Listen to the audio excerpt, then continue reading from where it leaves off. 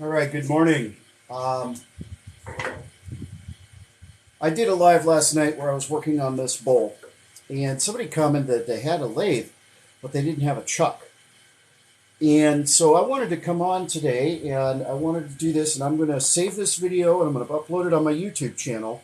But I wanted to do kind of a walkthrough of my method of turning, and we're going to start with a wooden box, and we'll probably with a lidded box, and I'll probably go through several of these, but I'm going to show you how I turn a lidded box without a chuck. Now, a chuck, or a scroll chuck, is a mechanical device with 4 jaws. They've become more and more complex, so I have 3 different sets of jaws that fit in this chuck. A 100 millimeter set, which is big. This is the 50 millimeter set, and then I have I think it's 13 millimeter, basically 1 inch. And it holds, like I said, it's mechanical. It holds either by expanding into a recess or a mortise, or contracting onto a tenon or a spigot. This is being held by a mortise with an expansion of the 4-jaw chuck. Woodworkers use 3-jaw chuck, or woodworkers, metal lathe workers use 3-jaw chucks. This happens to be a Nova G3 30th anniversary edition. That's just what was on sale. I really actually do highly recommend Nova chucks. The Super Nova 2 is a really good chuck too. That's what my mentor uses. These are not inexpensive. These are not cheap. But it is an investment if you want to increase your productivity, increase your flexibility, and increase your speed. So I do recommend a chuck, but you don't have to have a chuck, and that's what we're going to do today. So forgive me, I'm watching on one screen and I'm shooting with the other screen, so you'll have to bear with me a little as I kind of juggle around and do this. What I have here is a block of cherry, for the most part square. It's not perfectly square, but that's not going to matter in a few minutes. We need basic dimensions so that we can find the center, and we'll figure it out from there. Cherry is notorious for, trees kind of twist as they grow, so it's notorious for cracking. So try to find a piece if you're using cherry. When we're turning longitudinally, the grain of the wood is going this way, which is called spindle orientation or spindle turning. These cracks can actually flake off big chunks of the piece of wood. So try to find, so you can see we're going to get in just an inch, not even an inch, and that crack will be gone. Here, same thing. We'll be in, by the time this is round, I don't have to worry about cracks. They will be out of the picture. You want to try to use pieces that are towards the outside of the wood. That's the pith there, which is the very center of the tree. That's the weakest part of the wood.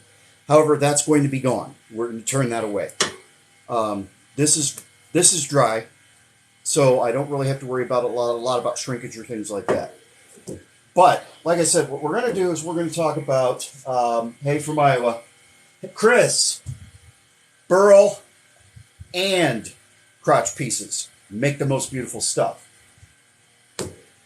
So that was a question from last night. So again, the question, I'm not sure who, it might have been you, Chris, who said it. Somebody said, I don't have a chuck. So again, what I'm going to do is basically a walkthrough of my method for turning a lidded box without a chuck. We'll do another one where I'll do a bowl without a chuck.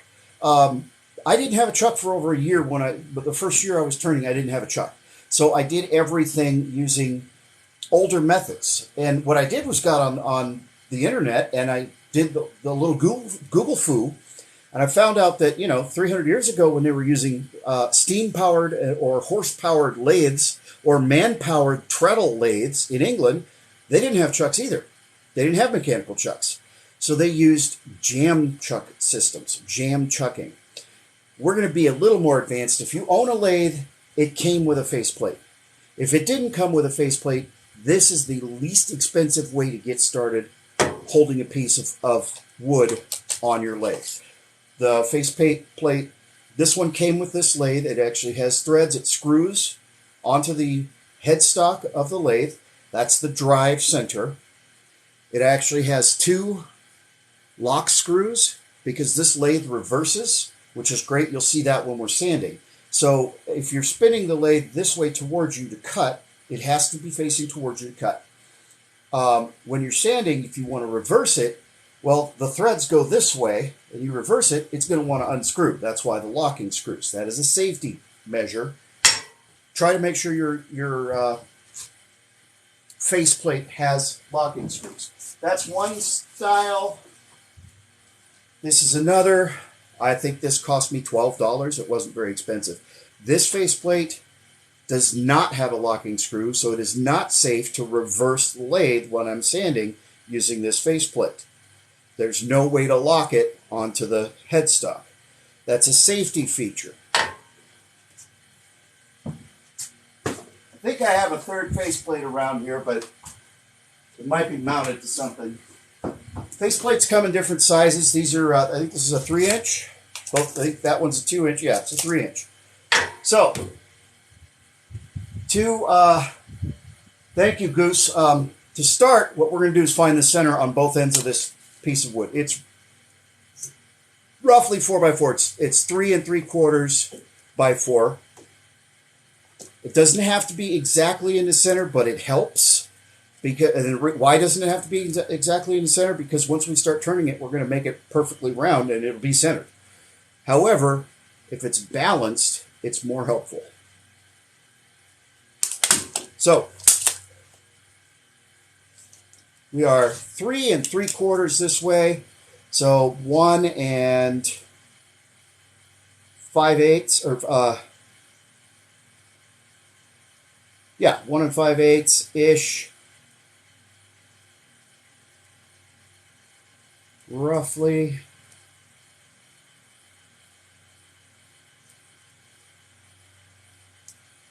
Yeah, I'm a little bit off. Probably going to move it right there. That's one way to do it. It's not very accurate. There's something called a center finder that works better. Here's another way to do it. Get a nice 45-degree angle. This is fairly square.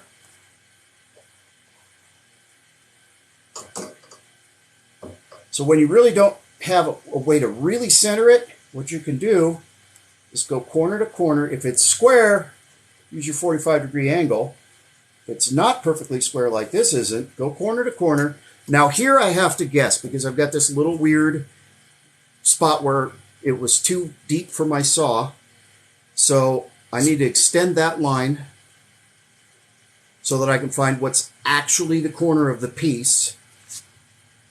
So I'm going to go from that corner to this corner. So where I guessed the center was is about exactly the center from corner to corner on each side. That comes with experience. That was a scientific wild-ass guess. But we're going to do the same thing here. And again, you can get a center finder, I think at $3. That wasn't straight. So we'll do the same thing. I'm going to extend this line. And this is just ballpark. This is not the exact center. It's not going to be the exact center, but it doesn't have to be the exact center. Also, don't forget to calculate for the width of the lead of your pencil. It's not going to be so sharp that it gets right in next to there. So think about how wide your pencil is. You'll notice I'm setting my straight edge back a little bit. That's for the width of the pencil, where the pencil's going to touch the wood. Okay, well, why did I center that if I'm going to use a faceplate? It's pretty simple. These are right across from each other. Now, the other one has 8, so it works better. This only has 6 holes, but I can still use this to line up the holes so that at least one axis, on one axis, this faceplate is dead center. And then I can eyeball it, and it's not that hard to get it centered on the other axis.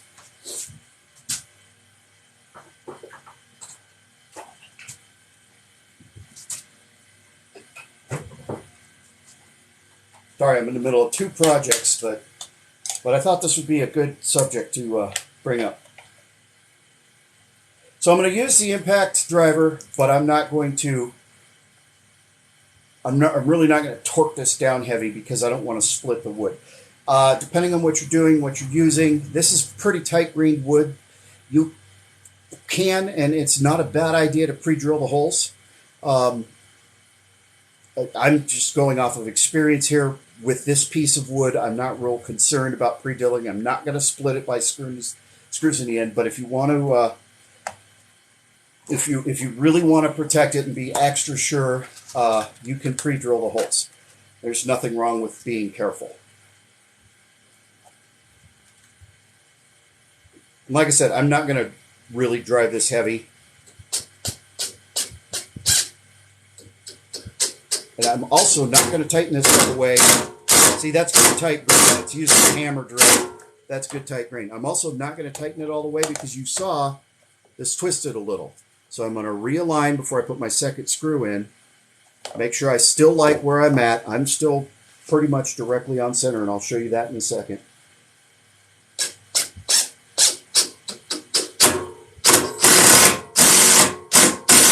Now that I have that screw started, I can send that screw home, but it doesn't need to be all the way home. It doesn't need to be hard home. It needs to be firm. The plates, once I get all 6 screws in, I'll tighten them a little, but you're not trying to make it so this doesn't fall apart in the next 20 years. You can see I'm pretty darn close to center. If I'm off center, it's not off center enough to be a problem. Let's see if I can angle that correctly. I don't know if you can see that or not. Hang on. I'm waiting on the delay. You can't see it. It's not light enough. I'm centered, okay? And I've got screws all over the floor.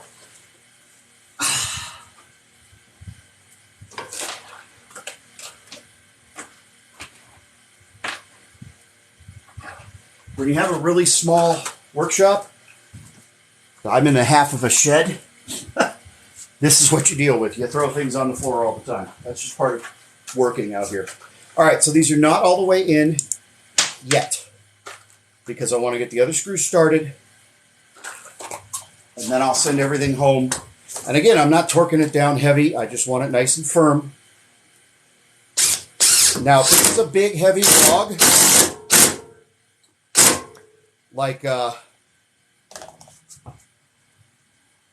this was way off balance and very heavy. I used a faceplate to start it. Then yeah, you want to send them home. You want to make sure they're really hanging on, especially when you're in spindle orientation. But when we're looking at something this light, stop falling over. Thank you. When you're looking at something this light, you don't have to really cinch it down. Do what you know is safe for you. Do what you know is safe for you.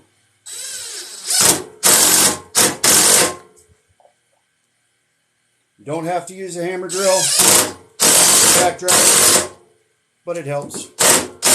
If you've got it, use it. All right, so those are firm. That's not going anywhere. It's centered or very close to center. It's not exact. It doesn't have to be exact because we're going to make this round. So by the time I'm done turning, it's going to be exactly round. Yet another reason I'm not a fan of resin. It gets everywhere. Okay, we're just going to screw it on to the drive center. Headstock of the lathe, tailstock, drive center, live center.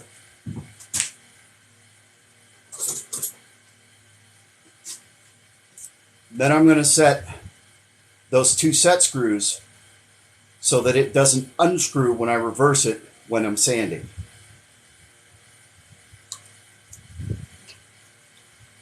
Again, that's a safety measure. Apparently, I haven't had enough coffee yet this morning. All right, we'll try to get through this without dropping too much stuff.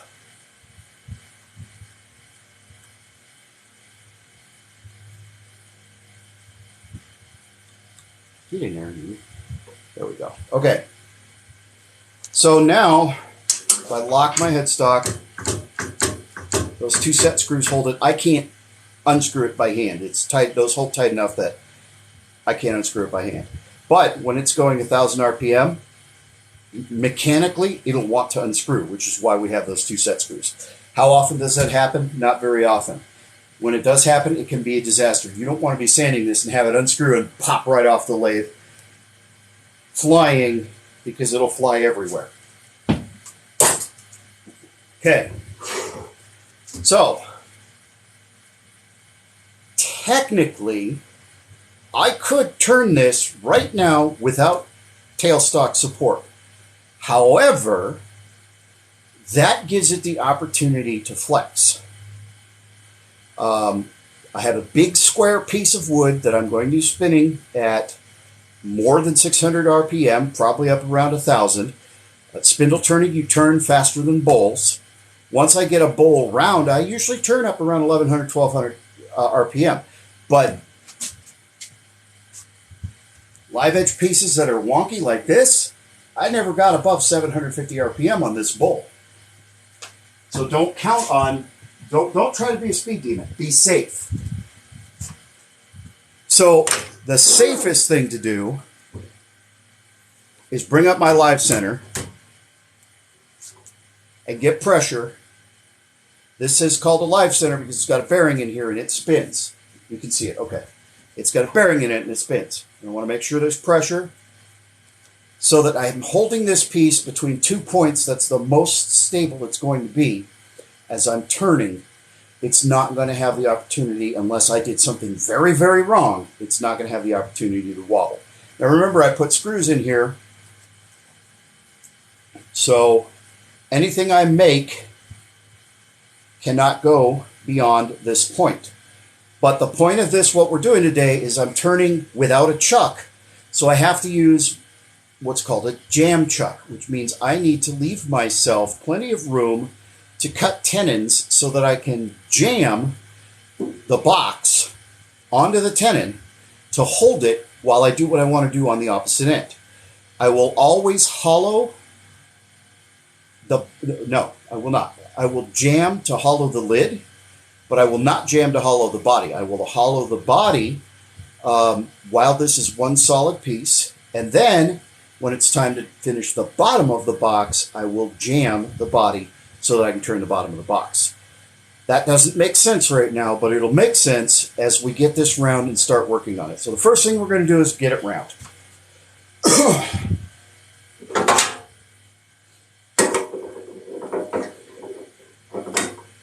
So just so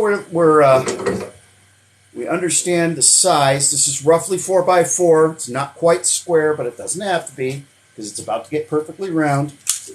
And it's 7 5/16 long. That doesn't matter. That's just so that you have an idea. When you get ready, you get your this is the banjo. This is the tool rest right here. When you get ready, you get your tool rest set, you get it locked into place. Turn your piece by hand, either like this, or most lathes have a wheel or something on the outside of the headstock, and make sure your tool rest is out of the way. That can cause a lot of problems. Also, it's going to be, because I'm turning square edges down to round, there's going to be a lot of friction, a lot of bouncing. Make sure your your banjo is locked and your tool rest is locked down. There are lots of different tools. I'm going to use traditional. These are the least expensive way to start. I got a set of 8 turning tools. They're from Savannah. I'm not getting paid to endorse them. That's just what I bought. I bought it on Amazon. I think it was like $90, and I got 6 different tools. This is a spindle roughing gouge. This thing is actually, I want a 1-inch. This is a 3/4 inch spindle roughing gouge. I want a full 1-inch spindle roughing gouge. But you know what? Until I buy one, and I'll probably buy a more expensive brand, but until I buy one, this thing's been great. It's sharpened at a 45-degree angle here. It is specifically used for turning in the spindle orientation. You do not cut bowls with a spindle roughing gouge because of this little piece right here. This is a bowl gouge. That's a solid bar. The spindle roughing gouge is not. Bowl turning, especially live edge, oddly shaped stuff, there's a lot of bang, bang, bang, bang, a lot of percussion. This will break down, and you could end up with a steel tool with a very sharp end flying across your shop. Do not turn bowls with spindle roughing gouges.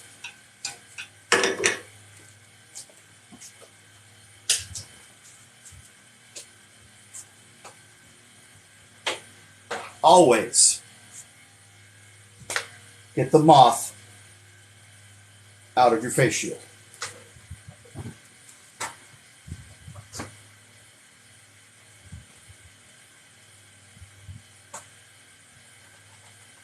That was gross.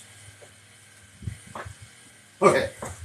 Always wear, at the very least, safety glasses. That is the least amount of protection ANSI and OSHA require.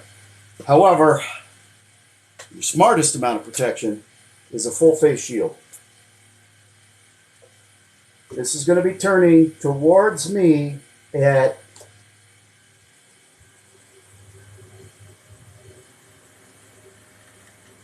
940 RPM. Something comes off, I want it to hit that, not me.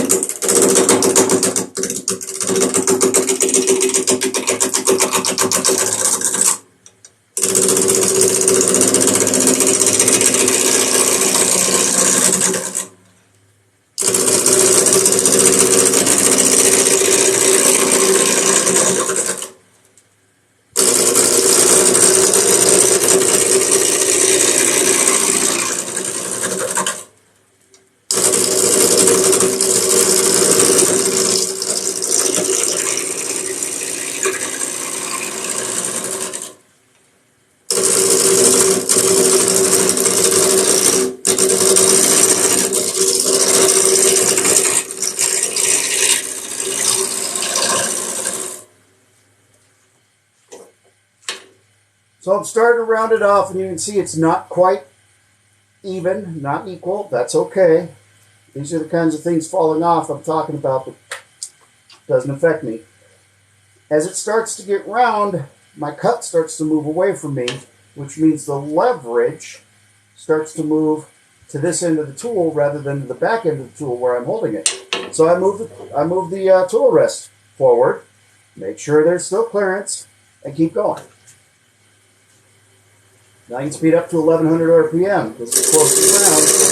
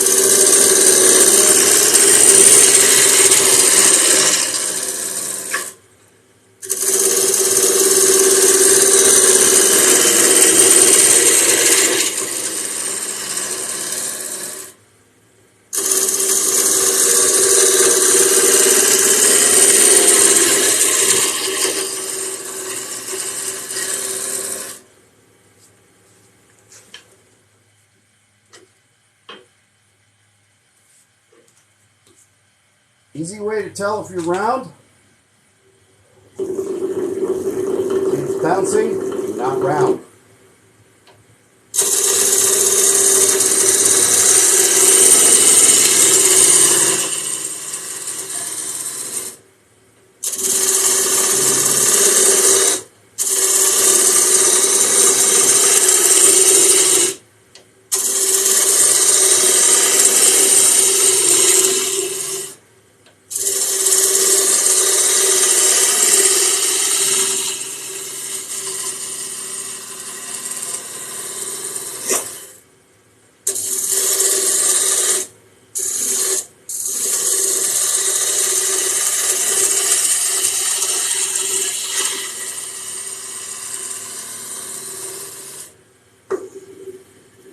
Round.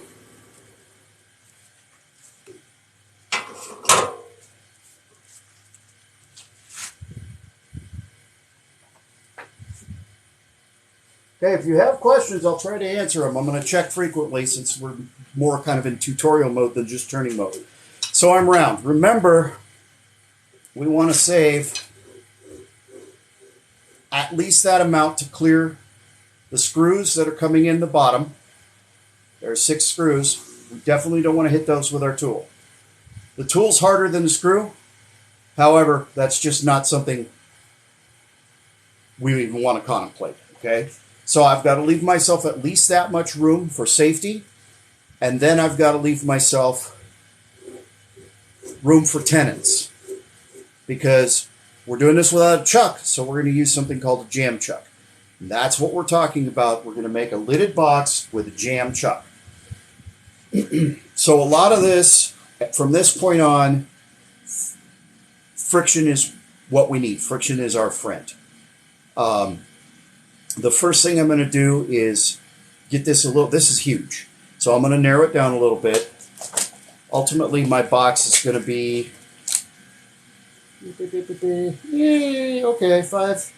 roughly 5 inches tall. So I want to think about design a little, but I have to start doing a little bit of jamming and stuff, so I always have to think about how much would I lose. So this is about 6 inches right here from my tenon where I'm saving it, and I'm going to reduce it a full inch. That's going to be the height of my box. And I'm not going to draw that because things are going to move left and right as I'm working. But look, there's a lot of videos you can go on YouTube and watch about how to make a box proportion and things like that. I'm a big fan of the Fibonacci sequence. 0, 1, 1 plus 1 is 2, so 1, 2, 3, 5. So I'm probably going to go with 5 inches being my total, 3 and 2 being the 2 previous steps that add up to 5 in the Fibonacci sequence. So if the box is 5 inches tall, the base will be 3 and the top will be the last 2. However, again, because I'm going to be jamming, we're going to be moving those. That's just how I'm designing this box. You don't have to do it that way. That's what I want to do with this piece. You can do it.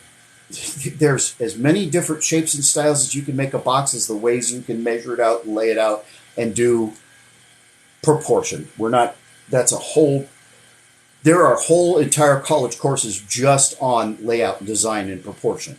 We're not going to get into that. So, I am going to have to part the top of the box off. I'm going to make sure this is a straight line, that this is even, and then I'm going to put a tenon on the top. This is always going to be the top of the box. This end is always going to be, when it's done, that's going to be the top of the lid. So this tenon, the way I do it, I make it smaller than what the rim of the box is going to be. So the tenon that goes on the bottom of the box will be bigger than this. That's the way I do it. Other people do it differently. That's how I do it. This is my method. I also, again, have this crack here. So I really want to turn this down at least to that depth so that I get past this crack so I don't have to worry about the crack interfering with the way that the box fits together and holds, because I'm relying on jam chucks for all of this. So the first thing I want to do is turn this down a little more than half an inch. So I'm going to use my skew chisel and make peeling cuts. I'm going to sharpen my skew chisel.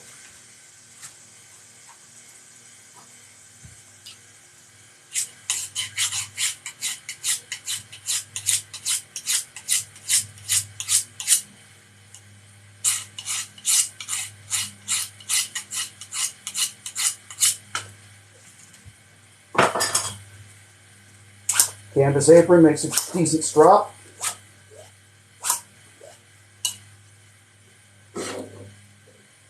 So this line right here that you can't quite see is what I'm aiming for.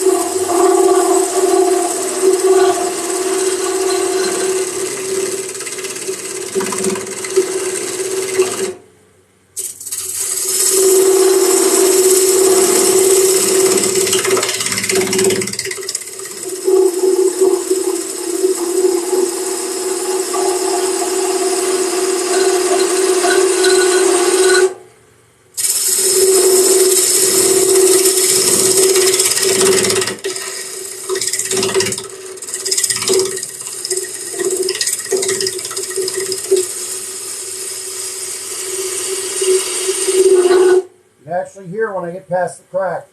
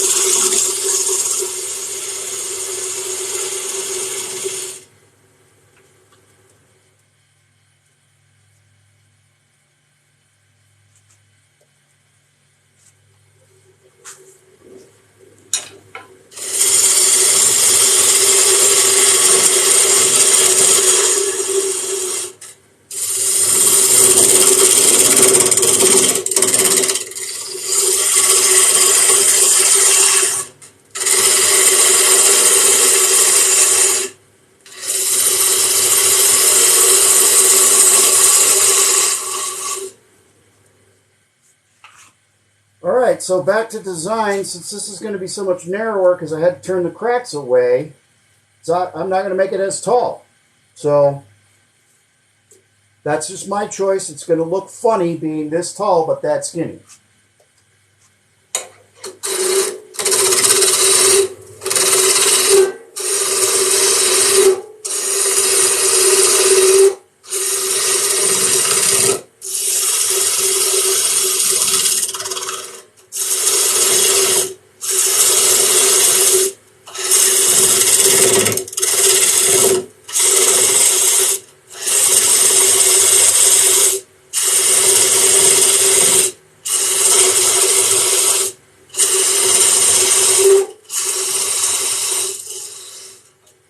That leaves me plenty of room for my jams.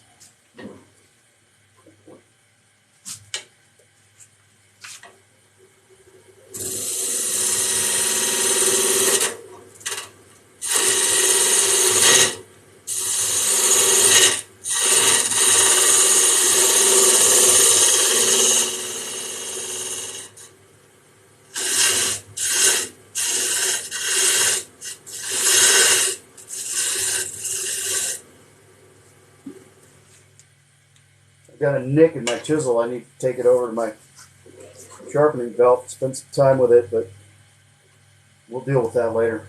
Not necessary for right now.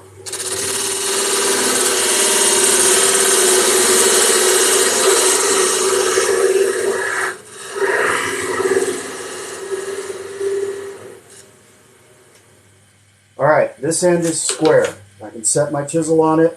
That is a good straight metal edge. And that is flat as can be. So, first thing, get a consistent roundness.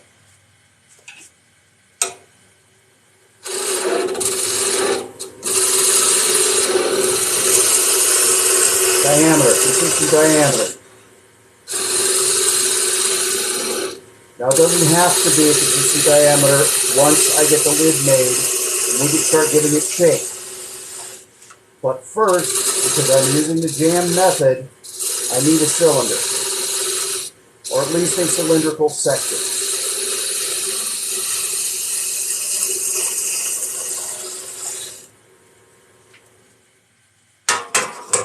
Okay, so now we have to start thinking about subtracting because I'm going to lose about 1/4 of an inch here.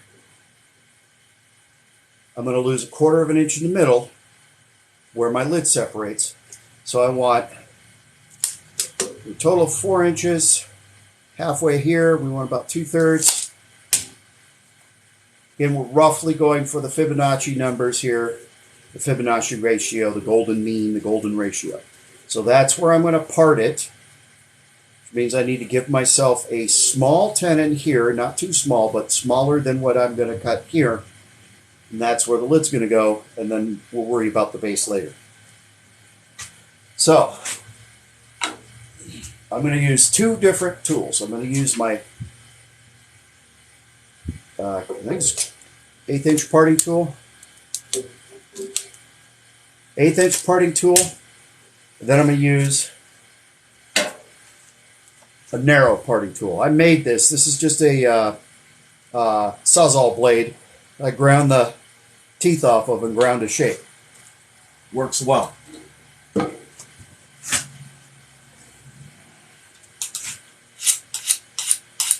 So all I'm doing right now is just putting a burr on this edge.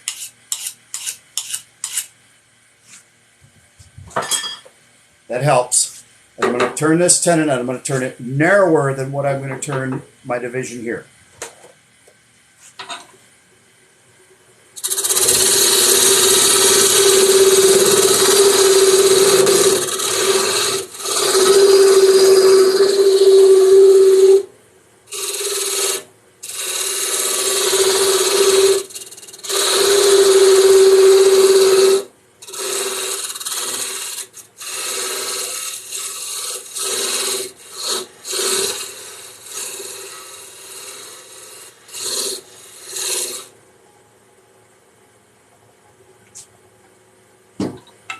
Now, it is absolutely vital that this tenon is at a perfect 90 degrees. It can be a hair touch turned in, but it's best to be at a perfect 90 degrees.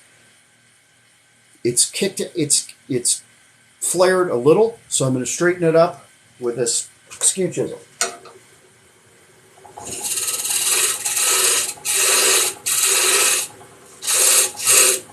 Where can you find a perfect 90 degrees? Look at your bed rails. Make sure it's parallel to your bed rail.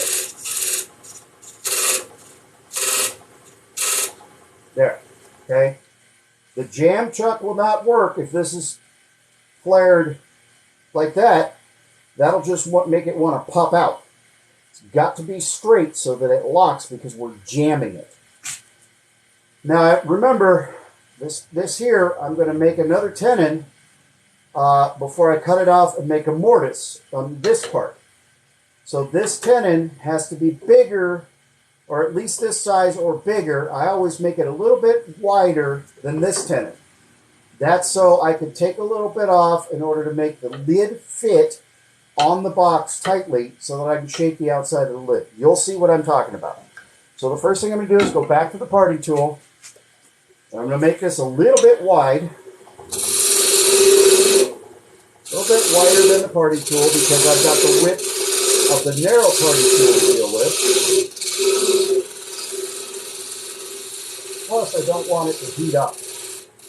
Now, this tenon has to stay bigger than this tenon.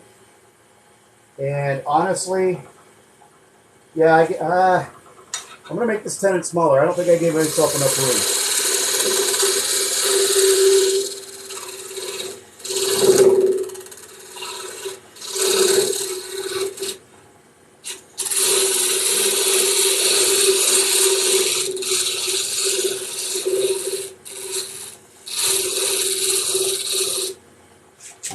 Make sure that's square again.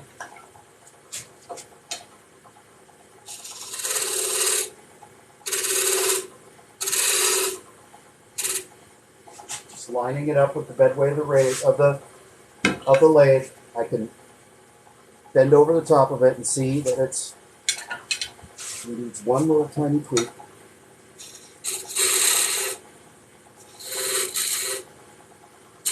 That's parallel. All right, so I left this a little wide. I left this tenon bigger than this tenon because I'm going to make this mortise that I jam this lid upside down in tighter than the ultimate mortise that's going to hold the lid onto the body of the box. Again, what we're doing is we're turning without a chuck. So we're using the jam method in order to overcome the fact that we don't have a chuck to use. Narrow parting tool has a good burr on it.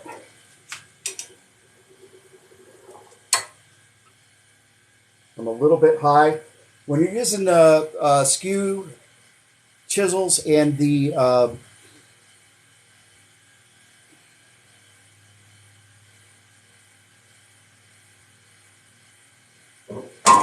The skew chisels and the spindle gouge, the spindle roughing gouge, you can keep your tool rest a little bit above center.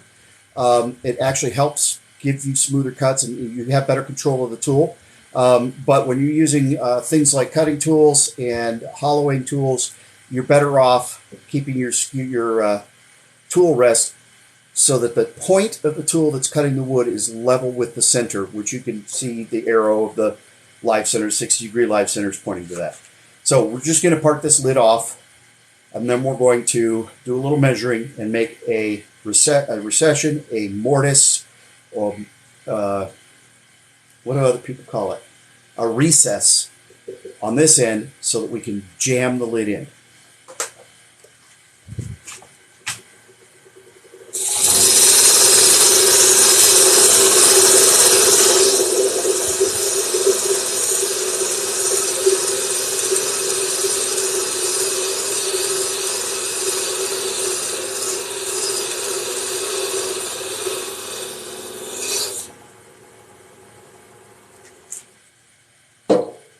So I'm just going to go that far and show you the safest way to do this. I went most of the way through.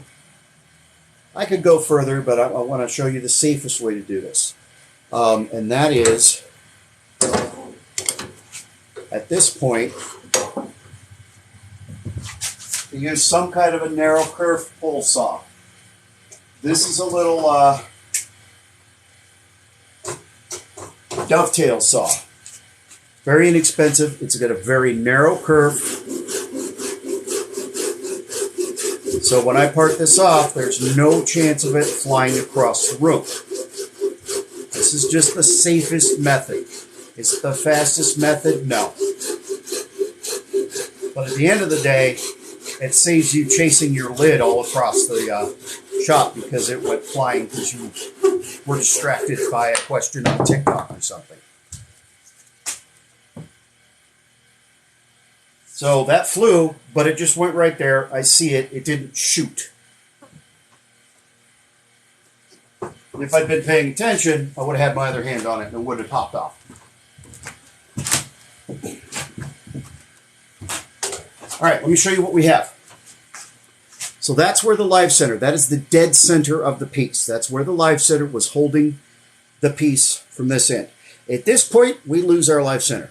We lose that pressure holding our piece in the center of the lathe. So now we need to be more careful because we've got this 5 inches out from this, which is 2 inches out from the drive center. So what we're dealing with is leverage. There's a lot more leverage at this end to wag this around and snap it off. So from here out, we have to, when we're hollowing, when we're working on this end, and when we're working on this end, we really need to pay attention to how much pressure we're using. This is the point where it takes patience and time. Now, you'll notice something else. When I used the saw to part that off, I gave myself a great starting point because, remember, this is the very top of the box.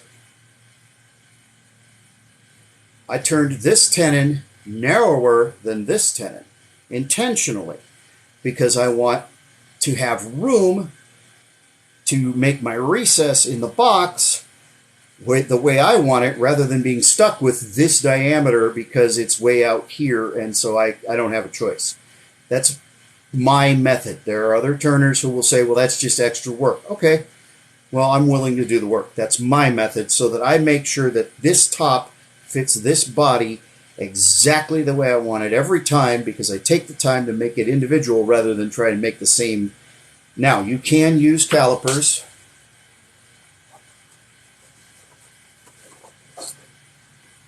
You can use this kind of caliper. You can decide, well, I want them both to be this size right here. Okay. And you can make them exact, and you can cut it, and they're exact, and you can flip it around and flip it around in a jet. You can do that.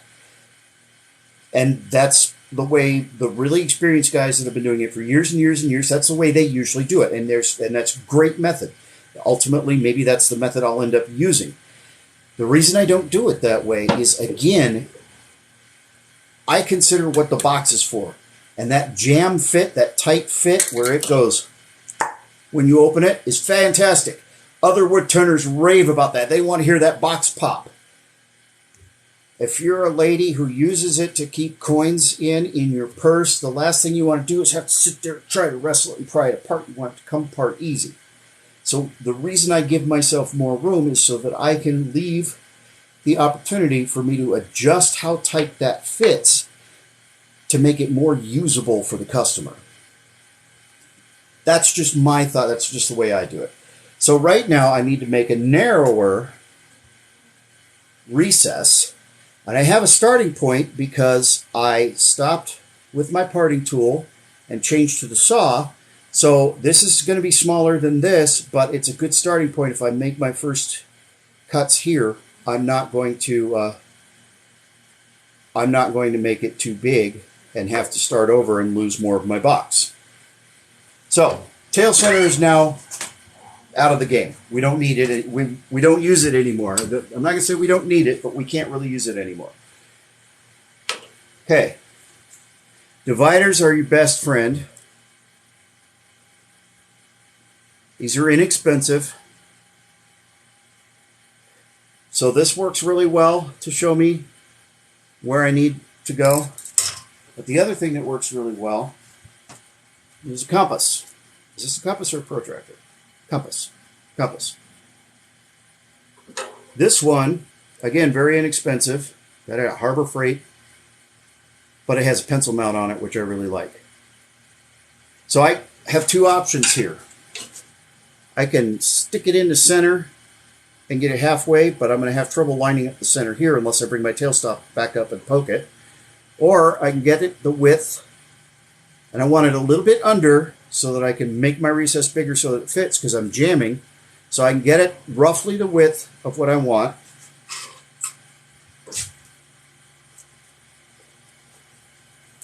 Stick that back in my pocket for later. I bring my tool rest up. Double check because I think I just bumped it.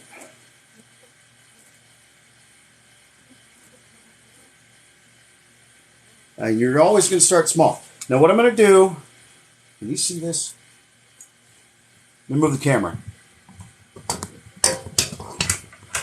Sorry, there's a bucket in my way. Yeah, there's a bucket. All right. Apologize, that was abrupt. Okay, what I'm going to do is I'm going to hold the pencil only one point. I'm not going to put both points because it'll catch. This is going to be turning and it'll fling it right out of my hand, okay? I'm going to slow my lathe down. Okay, you can see it. I'm going to let the pencil touch. And what I want is to line this up. That's too far out. See that?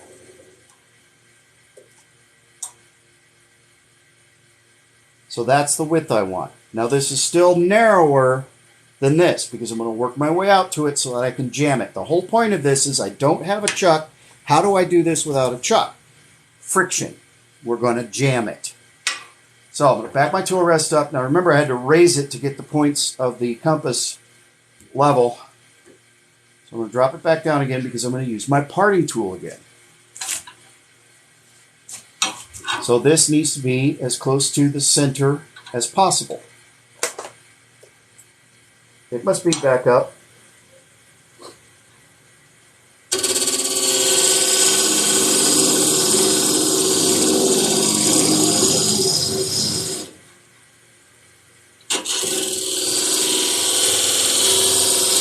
I'm going to come to that pencil line. I know I'm too small. I'm too small intentionally.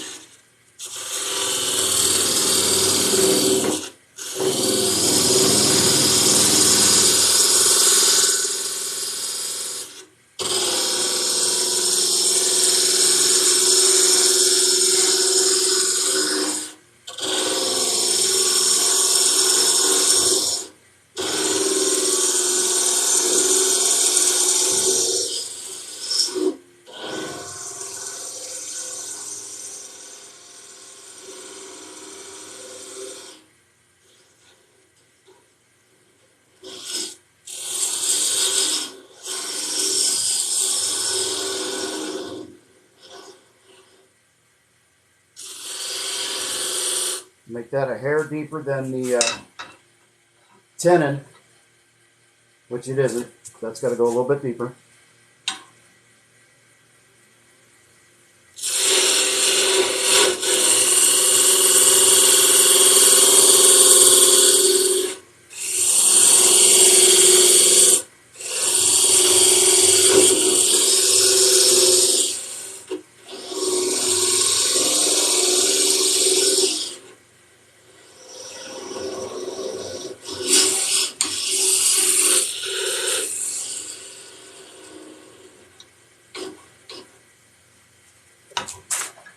All right, that's a little bit deeper than the tenon. Now, I'm just going to bring this up and look, and I can, if I drop an edge of it in and do a little friction,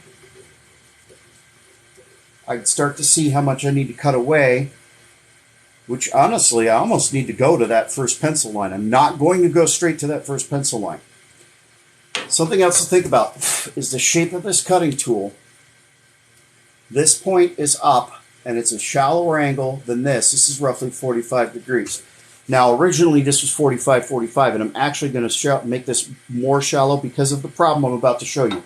When I try to push in on a box this small, when I try to push this in, this edge, that 45-degree angle, pushes against the bottom of the curve and swings the bottom of my gouge.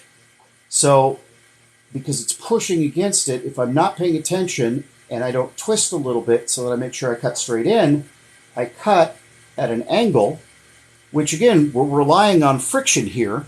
I don't want an angle. This needs to be absolutely parallel to the bed of the lathe. I do not want an angle because it'll just shoot the lid out while I'm trying to hollow it.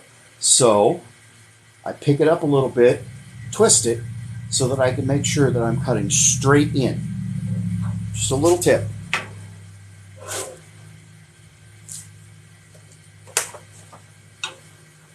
So I come in angled. I'm going to take off a little bit more, but I can ensure I'm going parallel to my lathe rails straight in by kicking that bottom of the tool out a little bit. Okay, I'm closer. I'm very close, actually. In fact, okay, at this point, again, remember, we're relying on friction to hold our piece because we don't have a chuck. You could easily turn a tenon, slap it on a chuck, hollow it out, make everything you want, make it look the way you want it, pull it off, put the body back in the chuck, make your recess, fit the lid. See what I'm saying? You could use a chuck and you'd go around all these steps, but what we're talking about is doing it without a chuck. So that is a friction fit, but I want it to fit all the way so that I know it's solid, so I know it's not going anywhere. So, with my handy dandy beater stick, I can give it a couple of light love taps and seat it. Now remember, I wanted the recess deeper than the tenon. That's so that the shoulder, which I know is absolutely perfectly flat, the shoulder is sitting against the shoulder of the base of the box, so it's absolutely perfectly flat. It's straight. It doesn't get much straighter than that. It's perfect, and it's going to turn dead on. This is lined with this in a perfect line straight through. So, now we drink coffee because it's morning and we need coffee. Any questions so far? So now we're going to hollow the lid. I always like to have a nice recess in the lid. I like a domed shape. You could just go straight in and just make it square. That's personal preference. I also hide a signature, because of the way I sign my pieces, by decorating the inside of the hollowed lid. On most pieces, it depends on what they're for. If this is a salt cellar, this would be absolutely smooth. However, this is just a little fun box, so I'm going to put my signature on the inside of the lid and on the base of the box. I sign using an adaptation of Morse code. My name is Joaquin Watai. Both first and last names start with the letter J. The Morse code for the letter J is dot dash dash dash or thin line, wider line, wider line, wider line. That's just how I sign. Don't have to sign your pieces. That's what I choose to do. Coffee. Okay. So now we got to hollow this. This is the lid. It is jammed in. That's a good firm jam. Well, how are you going to get it back out? You'll see. Remember, we have leverage on our side. Everything happening right now, this lid does not want to be here. It wants to pop out. And I'm going to see if this is a really good jam. I don't know if I can do it, but I'm going to try to pop the lid out to show you. If I'm too aggressive in my cuts, the leverage is going to work and launch that right out. Because we have a break here. We have a seam. It doesn't want to stay there. So I have to be careful or I'm going to launch it out. And like I said, I'm going to try to launch it. Usually you try not to. I'm doing everything backwards today. I'm going to use a bowl gouge. I'm going to use a bowl gouge simply because we're hollowing. Remember, we're in spindle orientation. There are a lot of different ways to do this. Spindle orientation means that the grains are running lengthwise. So I'm cutting into the ends of the grains. Think of it as a stack of straws. Yeah, that's not going to work. Think of it as a stack of straws, and I'm cutting into the ends of the straws. Okay? A single straw, you can bend. But when you stack them up, sticks, it's an old Roman concept, it won't bend. It's hard. This is how trees get stiff, are hard and stand. So I am, if I come in this way and try to lever them out and pry them out, I do more damage and dig more and create more friction, and hopefully that'll make it jump out than if I start at the middle and dig them out, hook them out like this, curve them out. So I'm going to try to do it this way and see if I can get it to pop, because I want you to see it pop out. This is a really good jam fit. So it might not work, but let's see what happens. This is a sharp, yeah, that's sharp. I must have sharpened it this morning. So still up around 1200 RPM. Let's see if I can get it to pop out. Nope, doesn't want to. It does want to kick my gouge back, but it doesn't want to pop out. That's the other reason why it's better to start in the middle. See, right now, all those grains are pointing at me. I'm trying to pick them up, and they're like, no, get out of there. Don't do that. Now watch this. If I come in here with a scooping motion and pull them out, almost no resistance. I mean, there's always going to be some resistance.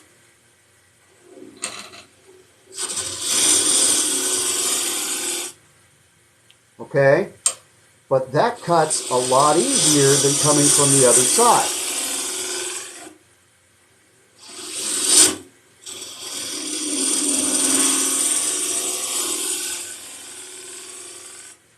Now that kicked back because of the wing of my gouge hit. So I need to shift my body over a little so I get an angle where the wing doesn't hit. You see, I'm getting nice, thin, light shavings. I am not forcing my way into this box. I am taking my time and being gentle because remember, the only thing holding this in here is friction. And I can break that friction bond at any time.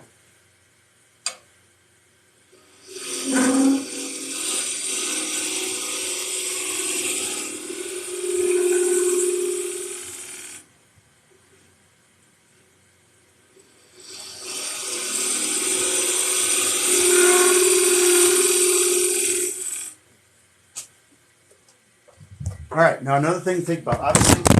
Obviously I kicked the phone over. Hang on. Sorry. I need a better try.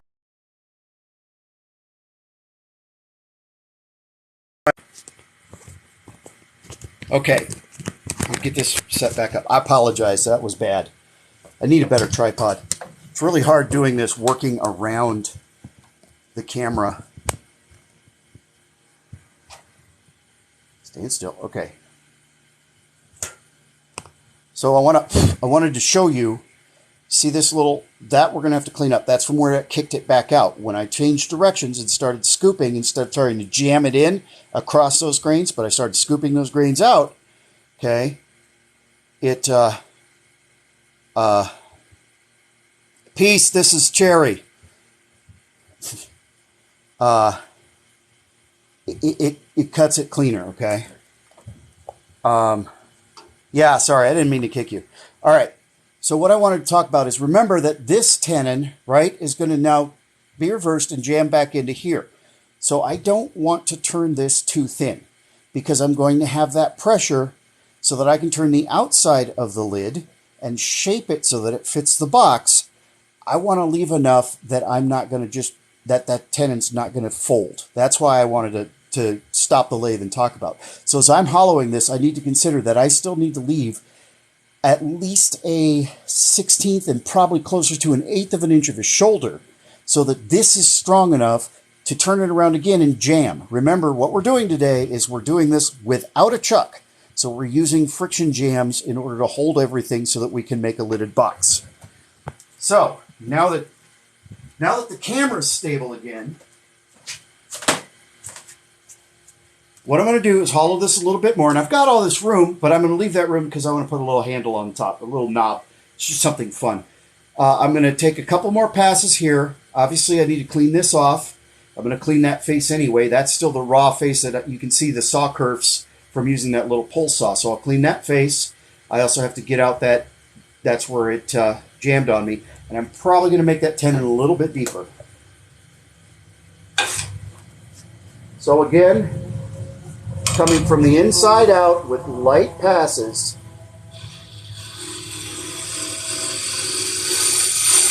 Look at those little pigtail curlicues coming off of there.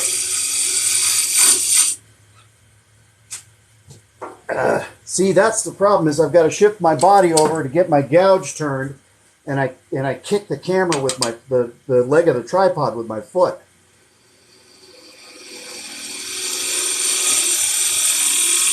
I need a sturdier tripod that'll kick me back.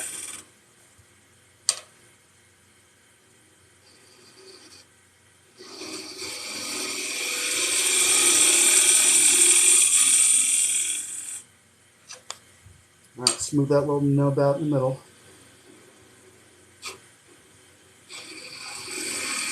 There we go.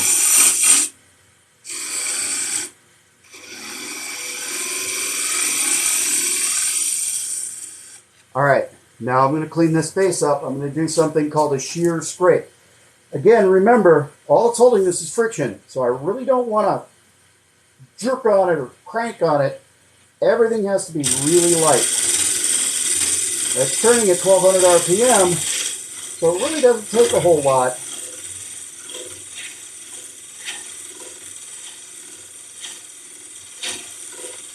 Clear that down. Do I like it? Nah, I'm going to angle it up just a hair.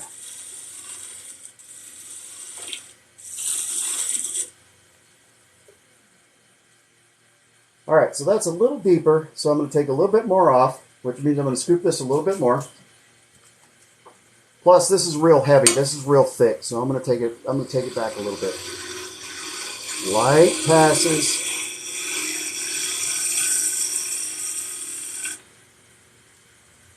Be real gentle, because all that's holding it is friction.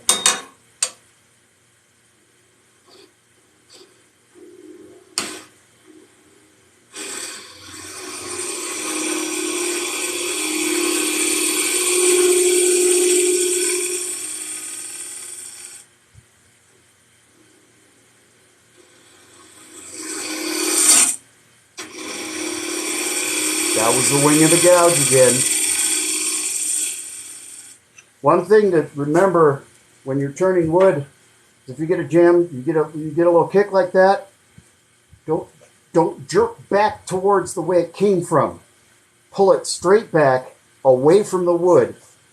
Break that contact, otherwise it's just going to get worse.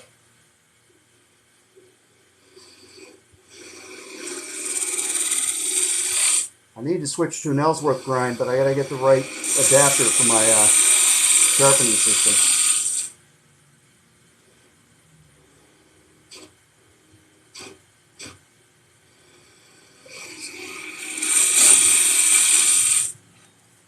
All right, and then I'm just gonna shave a little bit more off there. Here's straight.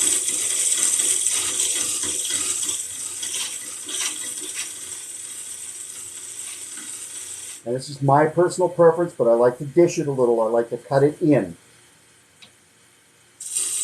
That also helps when I reverse it and jam it to shape the outside of the lid. That actually helps make sure that that's a good solid jam. All right, just need to take a hair more off of here.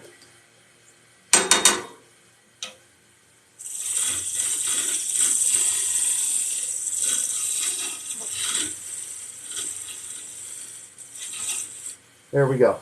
Now I have to make this tenon bigger. And it still has to be parallel. It has to be square because we're going to turn it around and jam it again. So it's got to be square, perfect, so that I get a good tight jam. I mean, I couldn't have asked for a better jam. This is my jam right here. Yeah, that was corny, I know. It's Sunday and I'm a dad. Leave me alone with my dad jokes. So I need to make this a tiny bit deeper. I'm just going to do a nice little peeling cut.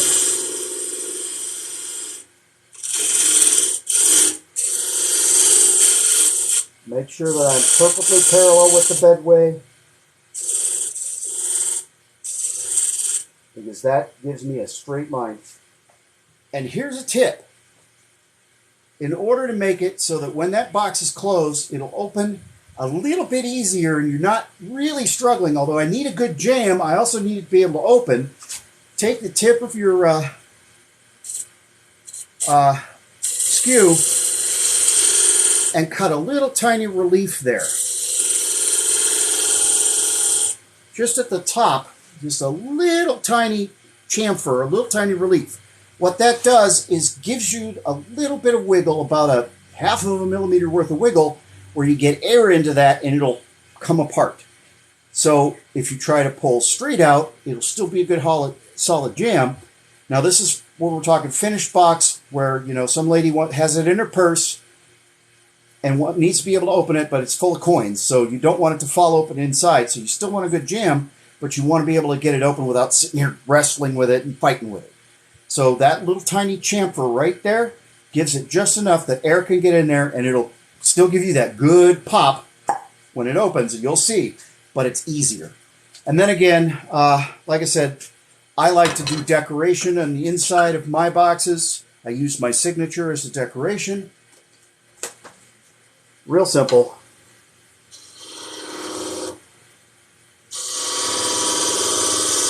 Narrow, wide, wide, wide, or dot, dash, dash, dash. Okay. Now, we have to talk about finishing. As it sits right now, once we sand this, put sealer on it, put whatever we put on it, once we take this off, this is the last time you're going to be able to work on the inside of this lid. From this point on, if you want to do anything to the inside of this lid, you can't. After it's sanded and finished, you're done. Because once we turn it around, make this mortise bigger to fit this tenon, because remember I made it smaller, so I make that mortise bigger to fit this tenon, I will no longer be able to reverse this lid. Plus, I'm going to shape the outside, do a little decoration on the top, so I lose my tenon on the top. So at this point, you have to completely finish the inside of the lid of your box. What we're going to do is sand it real quick. This is not going to be a super fancy box. This is a demo box, and you didn't, log on here to watch me sand. So I'm going to go through 3 grits, just 150, 240, and 320, and then I'll use friction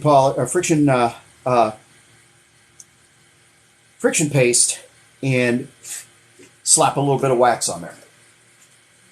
So I'm going to kick up the speed. Now, I have to talk about safety and speed and sanding. Spindle turning, pens, magic wands, little lidded boxes. When you are turning in this orientation with the grain running this way, you can spin the lathe faster to sand. When you're running through a bowl where you're cross grain, where the grain is going this way, if you speed the lathe up too fast, you create too much friction and you do two things. You heat that sandpaper up and it hurts, and you burnish instead of sand the wood. You want that to work, so you don't want it to burnish. Why does it work differently when you're spindle turning? Remember, we're cutting the tips of the straws. So it doesn't burnish. It actually can't burnish because you're coming in right from the end of these little tiny microtubules.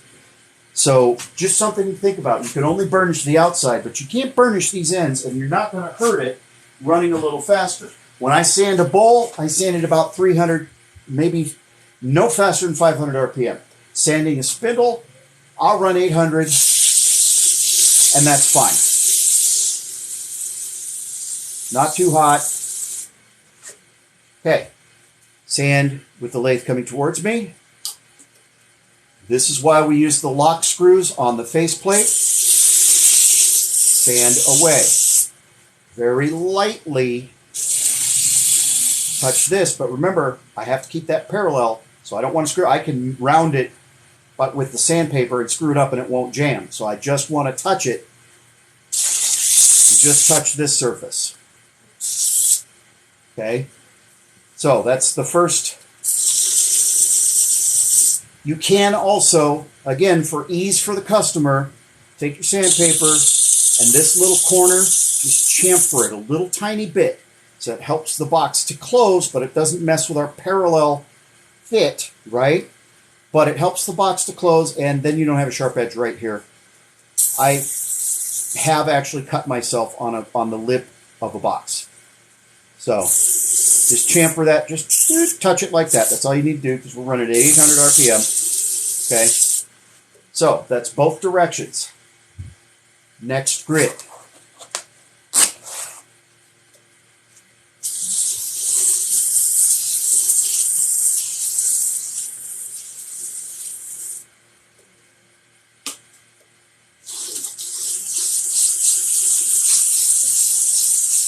I'm also breaking cardinal rule. I do not have my respirator on. The batteries are charging. The batteries actually died last night while I was working on that walnut bowl I just showed you. So don't do what I do. Cherry's not as dangerous as walnut. Walnut is actually caustic. It's acidic, and it'll it'll mess your lungs up. All right, last grit, 320.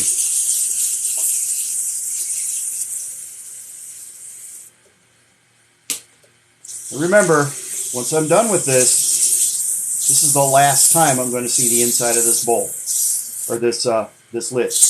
Not going to be able to touch it again. So if I'm not happy with this finish, then I need to keep sanding and keep working, because I'm never going to see it again. Okay. Old wood turner's trick. See all that sawdust and stuff in there? Plus, I'm going to be using a wax and grit. So I'm going to do, this is called burnishing. So I use the actual wood from the box. Just get some friction in there and smooth out any more little burrs or anything that are there. And that actually gets hot. That's hot to the touch. So you want to be careful, because you could actually start that handful of sawdust. You could start that on fire. So be careful.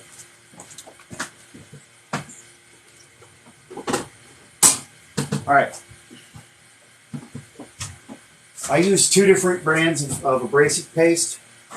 I use Axe, and I use now I use Brad's Workbench. The Axe is more coarse than the Brad's Workbench, and there's nothing wrong with that. As you'll see, the Axe is going to give me a fantastic finish. This is beeswax, mineral oil, and Tripoli.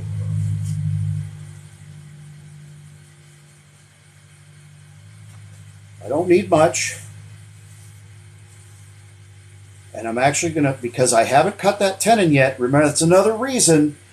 A lot of box guys, the guys that use the same width tenon on both the outside of the top and the inside of the lid, they will not polish or sand this part because those two tenons are exactly the same, so it's got to have the exact same fit in this mortise.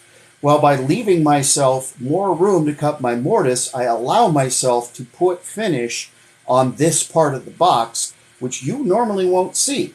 However, because I didn't cut it exactly the same, I have the option, I can put finish on here and it won't screw up the jam when I turn it around.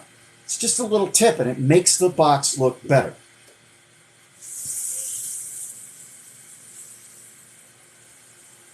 I still don't really go much past just using the abrasive paste, but that's actually going to be finished. And if you pick up most of the boxes that you'll find at a market or somewhere where these guys are making lidded boxes, you will find no finish on this on these surfaces. So that's a tiny little way you can make your product better than the other guys. Because the customer will look at that and go, oh, look, that's shiny. How come theirs isn't shiny?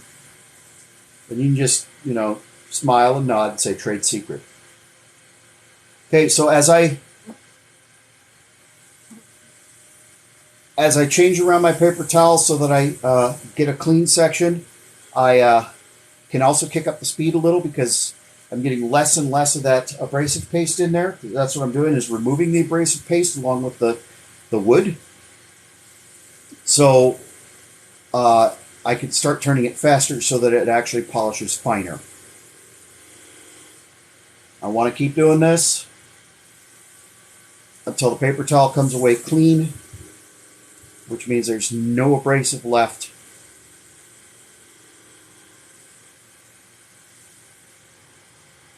Just like that.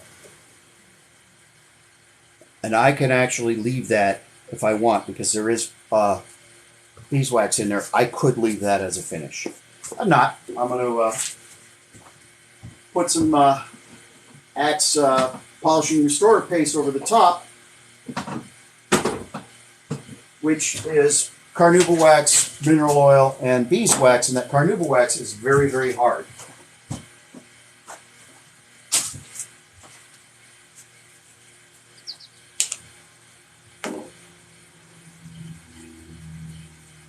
And this literally does not take, it doesn't take much, not on this little tiny box. Now, I'm going to try not to get much wax here.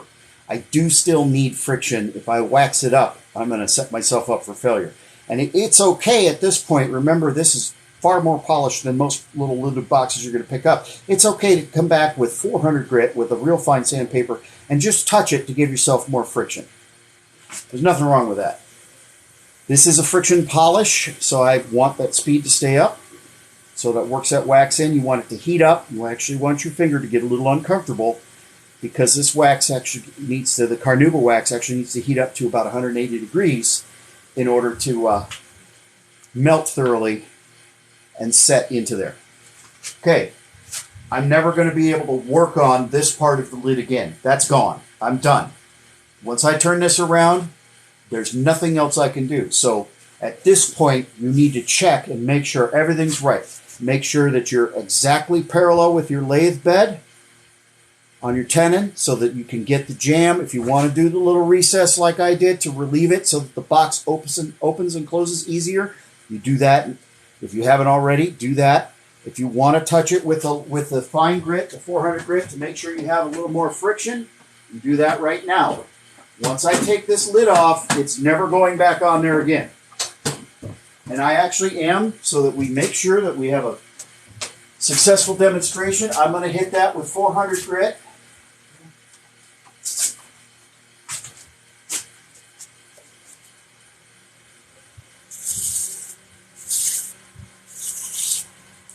Very lightly, just to make sure that we have a little bit more friction. I don't know if you can hear that or not, but yeah, hear that friction? Okay, we need to have a little bit more friction. Make sure that that we have the most opportunity for a positive jam. Because I'm about to pry this sucker off. And remember, I had to give it love taps with the hammer, right? This is a good jam. And I may not quite be strong enough to pop it off. I got a couple tools. I had the hammer that I put it on. We had some love taps here. That's not enough, so we're going to go back to the hammer. But I have another weapon. That doesn't work. That's going to work. See it start to pry away. There it is. Good solid jam. Now remember, this is smaller than it needs to be to fit the lid so that I have more control over my final fit for my box. The other thing you can do if it's jammed on and you really can't get it off is remember that your skew chisel is a very sharp knife and you can very timidly wedge it in and work it back and forth. If that doesn't work, if it's so tight you can't even do that, you can actually turn this mortise away. You can cut that away, but remember you're going to lose length in your box. But if you have to get that jam out, you can cut this away, and the thinner it gets, the weaker the walls are, and you leave yourself about that much, and you just pop it right off because it's going to flex. So it's never so tight that you're not going to get it off of there. But you want to try and keep it so tight that it's never going to pop off of there while you're turning the inside of your lid. All right. So now I have to cut this mortise. Again, it's got to be exactly parallel, and you can see it's got to be exactly parallel, straight. These sides on this tenon are straight so that I can jam it again. The whole point of this today is what we're doing is I don't have a chuck. How can I turn? So this is using the jam chuck method, jamming method, using friction to hold all your parts together so that you can turn a piece.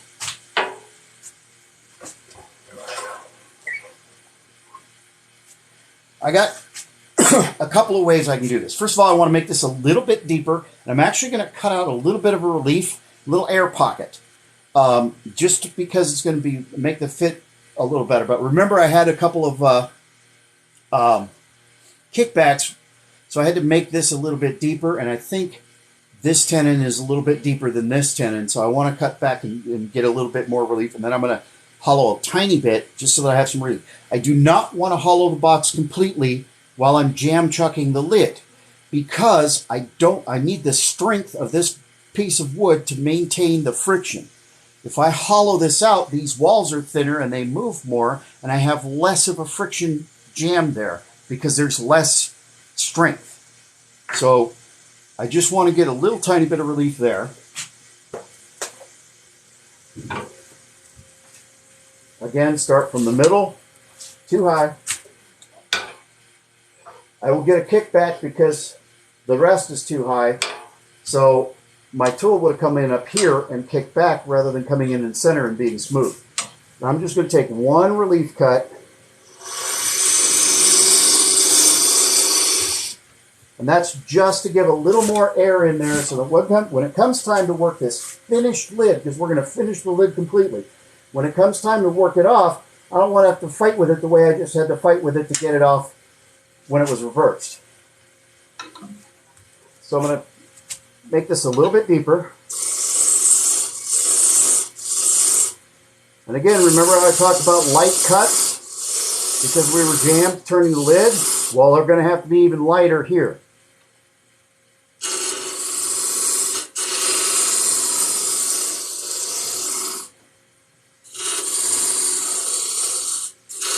All right, that should be deep enough. The other reason I want that deep is because this shoulder is exactly flat. That shoulder is exactly flat. And when I seat that lid in a jam, I want those to match exactly, made up exactly. That's going to keep it square and keep my box lined up. The other thing, because I flipped the lid upside down first and then brought it back, the other cool thing that does is allows me to line the grain patterns up almost exactly.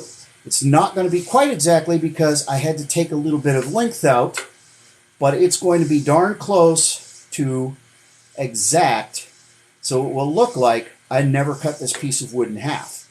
That's cool. That's also a little added value, a little something more.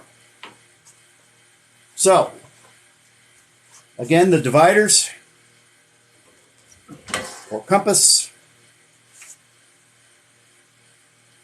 We're going to go a tiny bit smaller than what we need, just so that we can work our way out.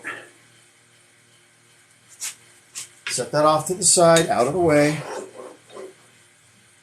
I'm going to raise my tool rest up so that I'm centered here, or close to it, a little bit below center, so that I can get my divider. Now remember, I only touch the pencil. If I touch this side, it's going to grab, kick, and throw the tool out of my hand, and that's sharp. I don't want that flying. Too big. There we go. There's my line. The inside of that pencil line is just shy of the outside of this tenon, which means I can sneak up to it and gives me the ability to get that good solid jam like we had with it the other way, so that it'll hold, so that I can finish shaping the outside of the lid, and at that point I'm going to shape the box. And if we feel like we need to, until we get to this point, we can bring the tailstock back, which we're going to do just to show you a little bit. I'm going to show you a couple of tricks. So again, this is all friction. Friction's holding everything, except where the screws are cut. Well, technically, friction from the screws is holding this piece of wood to the faceplate, to the headstock. So we could technically say friction's doing all the work here rather than mechanical tension from the jaws of the chuck either expanding or contracting. So I need to hollow out, and I'm going to change tools so that I can show you how to use this carbide. There are different carbides. I'm going to show you what I have. I can't even remember the brand name. It's an inexpensive brand name I got off of the place, Amazon. All I can think of is that silly Jeffrey Bezos song. I am going to be upgrading, and one of the main reasons I'm going to be upgrading is the Sorby set. And I'm not getting paid for promotion. I'm just telling you why I want the different one. The Robert Sorby set uses a twist collet rather than having to tighten and loosen these little tiny Allen screws, which strip really easy. I actually have to lever my Allen wrench in order to tighten that one because it's stripped. And these are a pain in the butt to find the exact right size. So I'm going to upgrade eventually to the Sorby because it's a twist collet rather than having to do these screws. The other thing I like about the Sorby is once that collet's locked, the handle doesn't start unscrewing while you're turning. But inexpensive. This set only cost me $75, I think, and I got, the reason I bought it was for the hollowing, the swan neck. That's the whole reason I bought this set, was for hollowing. But it comes with the swan neck. They call this a finishing carbide blade, and then the detail, which this is actually a pretty useful little tool too if you want to make some little fancy stuff going on. So you can do this. I mean, it's going to cost you. Lathes aren't cheap, but you can keep the price down, keep the cost down if you're willing to not buy the top brand name. Sorby is one of the top brand names in the world. Sorby is going to be a little more expensive. Okay, we're going to talk about this for a second. The shape of the handle of the tool, where it holds the blade. This is a carbide steel blade, pretty sharp, and we're going to be coming in and widening this out. So I've got a nice square cut, except I run into the same problem I ran into with my parting tool. And that is, here with the parting tool, I have this angle right here, right? And when I try to push it into a circle this small, because the radius of the circle is so tight, it actually wants to do that to my tool. You can actually see it kick the tool out as I push the tool in. Well, I have the same problem with this because I've got this little shoulder. There are a couple ways to solve it. One is, because I'm always going to cut on this side, one is to take this over to my sharpening bench and just grind this away. Just make an angle here so that depth is a little less. You risk making it so that screw doesn't hold anymore. You could get too close and you could really screw up your tool. So the other solution, and you'll see me do it, first of all, you need to have the height of your tool rest where the edge of the blade is at the center, okay? So the way that I'm going to resolve that issue with friction is just tilt the tool a little bit. You'll see as I'm cutting, I just tilt the tool, kick the bottom out, then it doesn't hit, but I still have that good, sharp, square, extremely square corner. This actually makes it easier to be parallel and make sure that you have a square corner so that your jam fits. But it's also doable with the traditional tools, as I showed you. Traditional tools, a little bit less expensive, but the carbide, you buy it once, and these you can sharpen these blades. You actually can sharpen them, but they're also not very expensive. So essentially, you get a perpetual blade. I mean, there are benefits to carbide. There are drawbacks. So that's just something to think about if you want something that's fairly universal and you can use for a long time. Carbide does have that going for it. A little more coffee. All right. So again, back up to around 1200 RPM. Get up there. Then I'm just going to take a little bit away. Straight push in.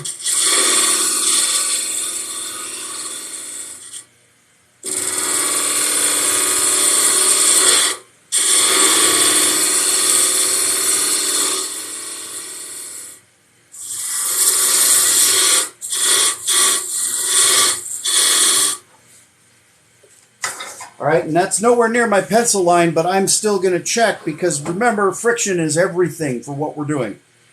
Oh yeah, I've got plenty of room. There's still a long way to go, but I'm going to check anyway because ultimately it's friction that's going to hold this lid onto this piece so that we can finish the lid.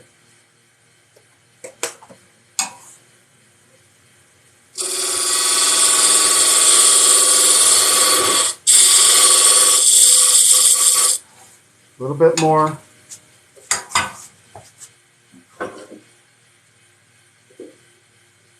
Closer. Still have plenty of room so that I have ultimate control of how tight that is.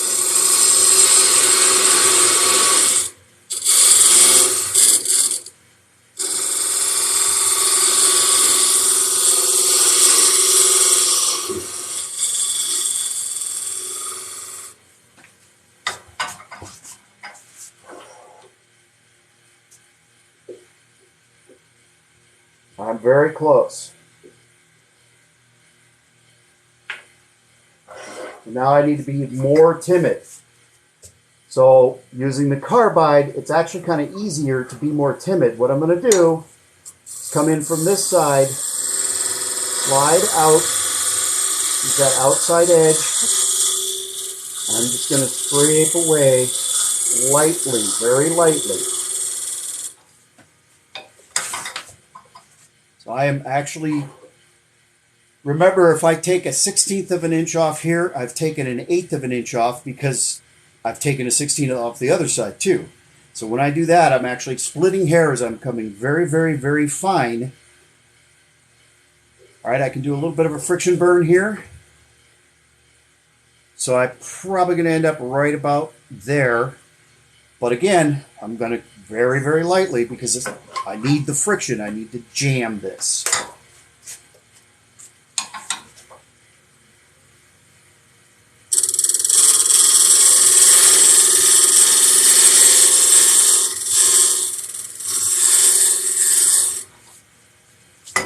So I'm just pushing the cutting edge out. Oh, we're very close. We're very close.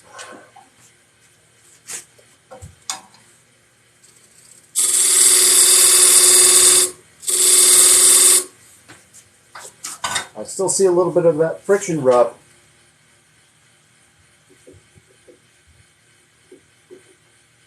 I'm going to do another friction burn.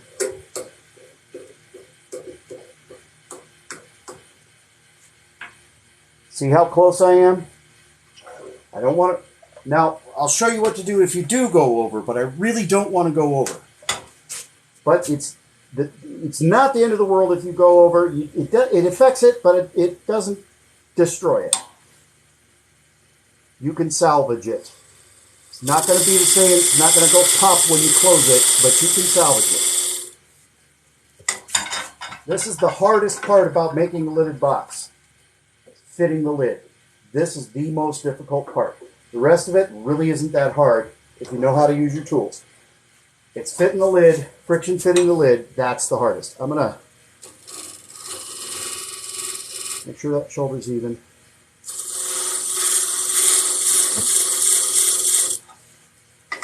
I'm removing minute amounts because I have to have friction. I am right there. Now, at this point, matching the grain can help because wood moves, right? Humidity, little expansion, contraction, heat from the friction with the gouge or the carbide blade. Wood moves a little bit, so if you match the grains, you're more likely that the wood moved the same direction, as each part moved the same direction if you match up the grains. That's really helpful for a good tight friction fit. But I still need to take out just a skosh, half a skosh, maybe a quarter of a skosh.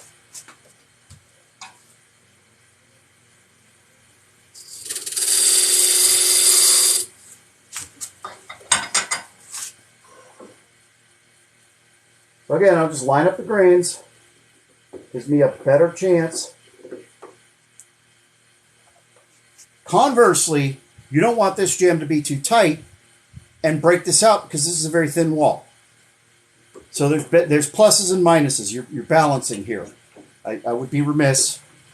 So if I tap this, tappity, too tight. I need to take a less of about a 1/16 of a skosh, don't you know? Tiny bit more out.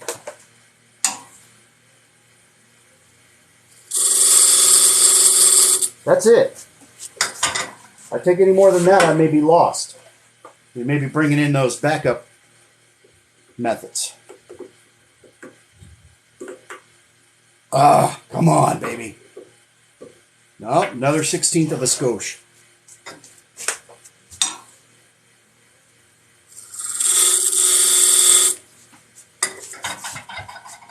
The wood is actively moving while I'm doing this. It doesn't seem like it. We can't see it, but trust me, this wood is doing everything it can to try to get back to the shape it was before I started scraping it apart.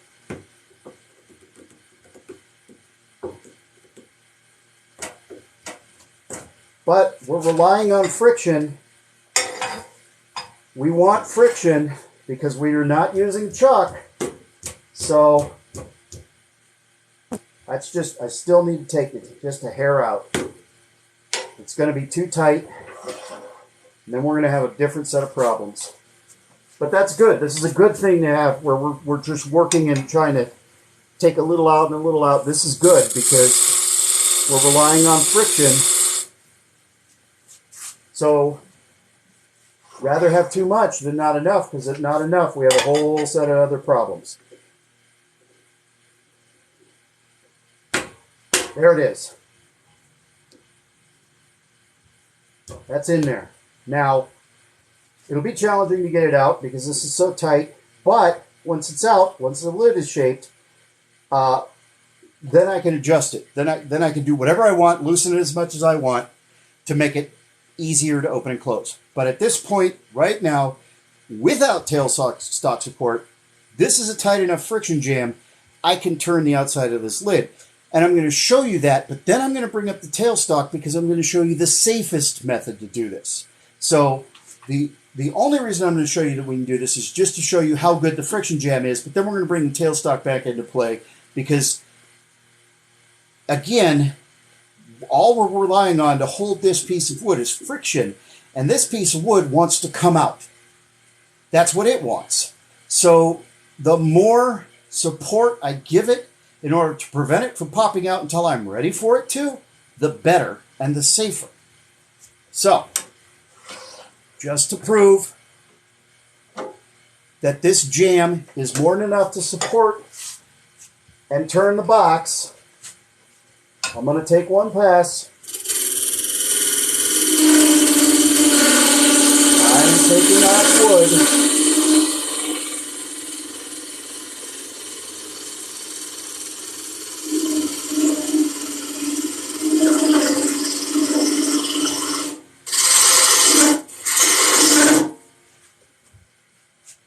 Okay?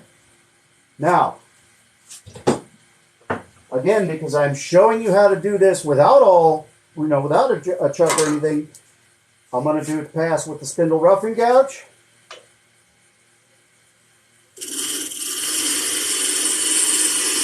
You can see I'm taking off wood.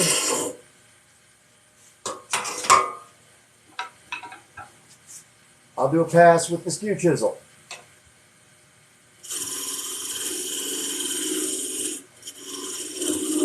I'm taking wood off.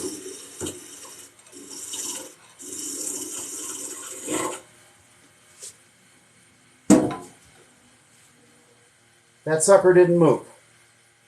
So that jam is sufficient to hold it, but to do this with the most safety we can, we bring our tail center back up.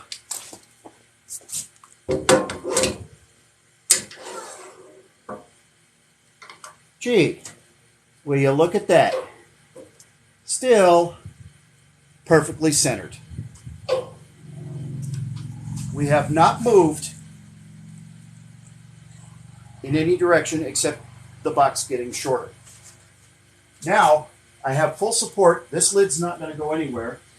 So what do you do if it is too loose? Well, you do just this. You bring the tail center up.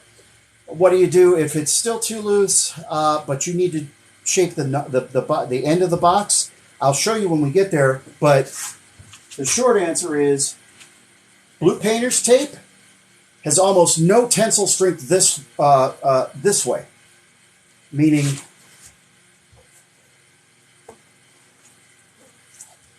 when you pull this tape, pretty easy. However, this stuff is great wrapped around, and it has great tensile strength pulling it this way or twisting.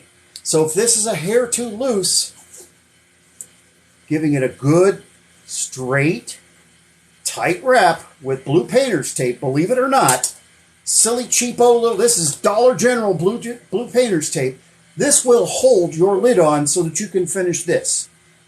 We're not there yet, but you can save the day and finish a box that is complete with blue painter's tape holding your seam. Okay, I'm using carbide just to show you that you can.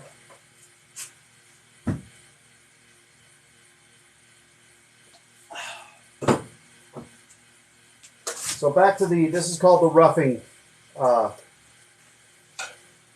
tip, I guess. Make sure that you're at the center.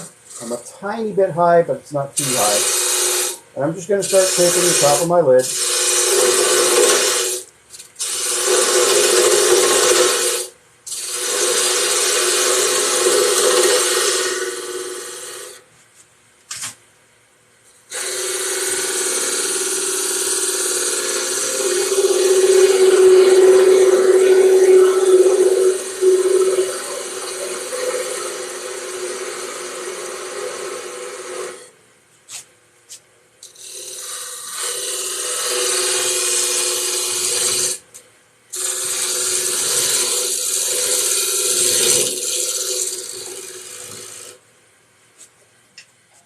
Now remember, we hollowed out this lid, so So right about there is actually the top of the inside of the hollow part of the lid. So I don't want to get too crazy, but I could take off quite a bit of this, probably take it off down to here in order to, and without going through and making a hole, because I went all the way through. You'll also notice I'm really not getting a good sharp, I mean, this is essentially a scraper. It has a finishing, this is called the finishing cutter. That does better, but I'm never going to get the same kind of surface from carbide that I get from traditional tools. I'm only using the carbide to show you that you can. So if you stick strictly with carbide, you're going to do a lot more sanding. At least in my experience. So that being said, now that I've shown you can do it, I'm going back to traditional tools. I'm going to go to a 1/2-inch spindle gouge.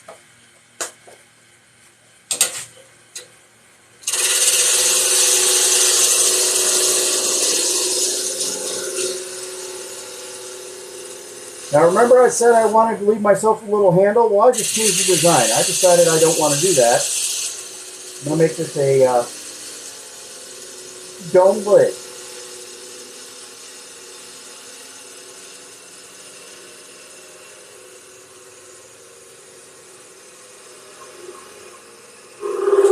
Now I'm going to leave this little tip just for the support. I don't need it. I can do this completely without it. But you know what? Since you've got it and it gives you that increased safety, you might as well use it.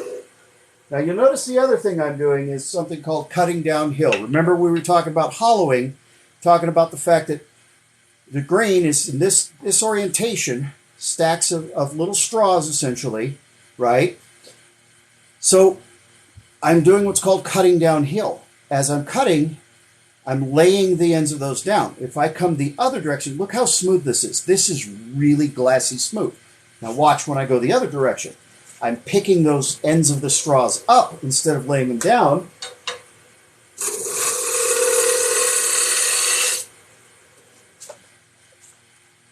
Look it up. You can actually hear how rough that is because I'm picking the ends of the grain up instead of laying it down.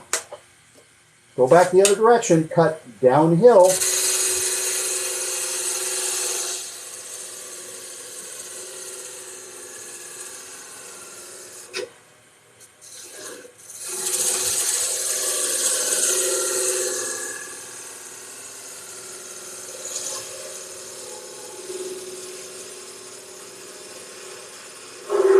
I'm laying the ends of those grains down, and it's smooth. Now, remember my joint is here, so I can take some of this off, but I can't take too much off right here because if I get too thin, I will expose the tenon. I'll just cut right through and all of a sudden I won't have a box. I'll have this really nice, pretty little lid-shaped thing, but with no tenon on the bottom, so it's no longer a box. So I can take a little bit off here, but I really can't take much. I just need to smooth it out and make it clean. And I'm going to finish this shape up a little better.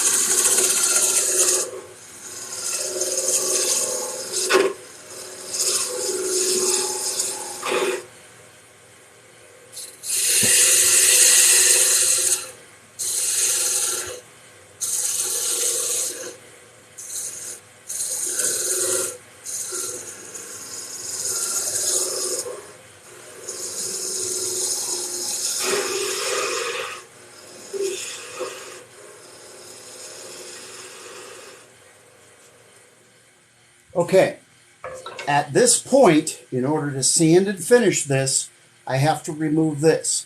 But before I remove this, I want to shape the rest of my box and get the sides smooth and exactly where I want it. And I want to at least get a little bit of an indentation where I'm going to separate the rest of the box. So I can decide now, looking at proportion, Remember, I'm trying to stick with Fibonacci, so 5's my total, 2 and 3. So 2, 3, 5, right? Or 1, 2, and 3. So I might want to make this a tad bit longer. So I left myself plenty of room here because I'm going to end up jamming again. So I left myself a lot of room so I can take a little bit more down here to make this box a little bit longer. And then, because I'm going to round this over so it's kind of a lozenge shape, I want to give this a little bit more of a dome. And then this is going to smooth out completely. And then I'm going to put a little bit of a crease here. Just to delineate between the lid and the body. So I'm going to take a little bit here. So right now, I need to finish the shape of my box because I'm going to finish the outside. And you can actually you can do more to finish the body of the box once it's separated. Whereas the lid, you're done with the lid unless you re-jam it down here. But once this lid is done, you're pretty much done unless, again, you want to cut another mortise down here and re-jam the lid. It's a lot of work when you can finish it right where it's at. So let's get the rest of this box body done.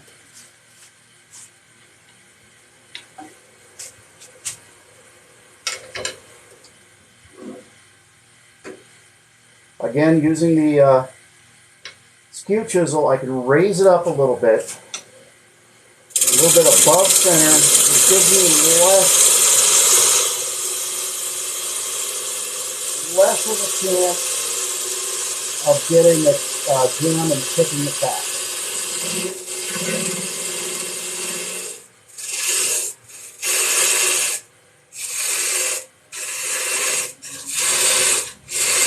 A little peeling cut.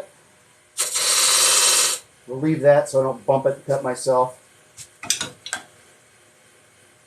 I'm going to use some planing cuts, get the sides of my box smooth.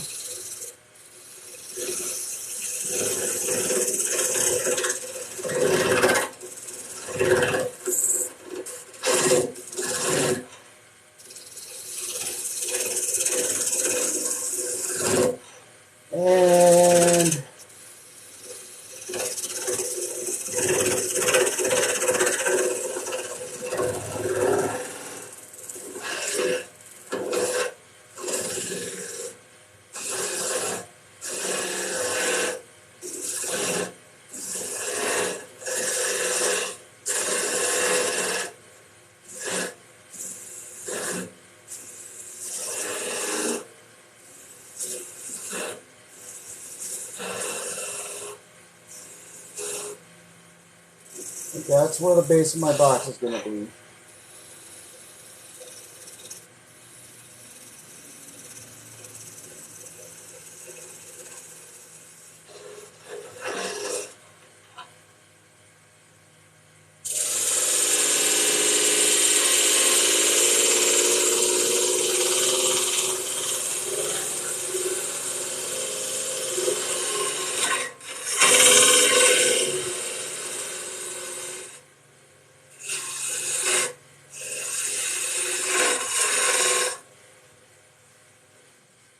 Okay, I'm happy with that shape. I'm happy with the proportion.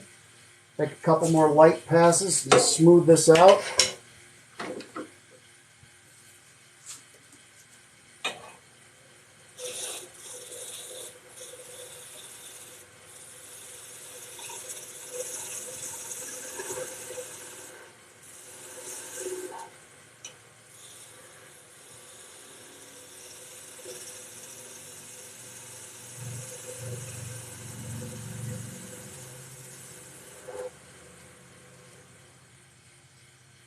That is buttery smooth.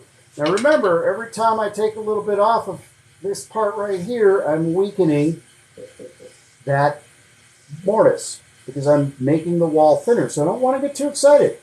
Now, like I said, I was going to delineate this line a little.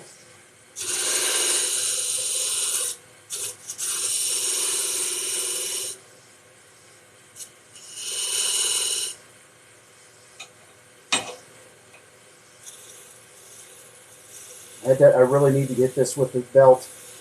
I had that tip jump a little, so I'm going to clean that up. I have to reset the whole tool in order to sharpen my skews, so.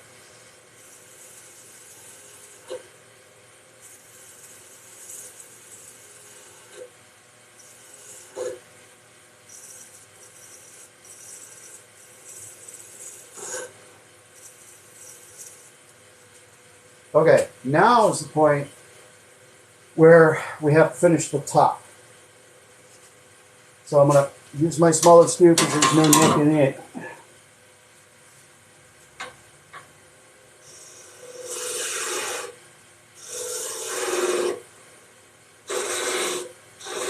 Again, keeping that center support from the live center as long as I can, just for added safety.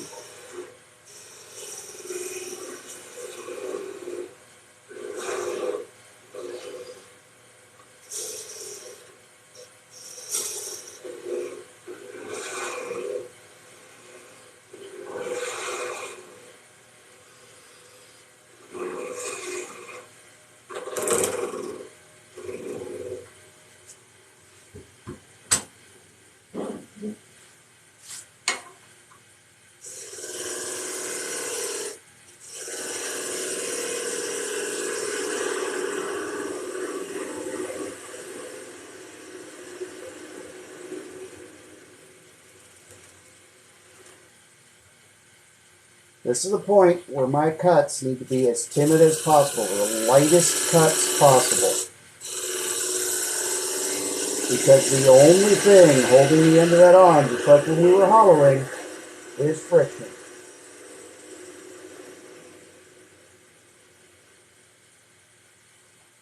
Boom. Kind of looks like the butt of an egg. All right. Now we are true and fully finished with the live center. We got the shape of our box. We're going to sand it. And again, this is real quick. We're going to keep our speed up around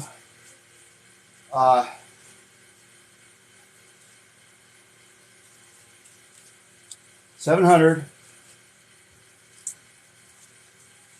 When we're sanding spindle, we can go a little bit faster.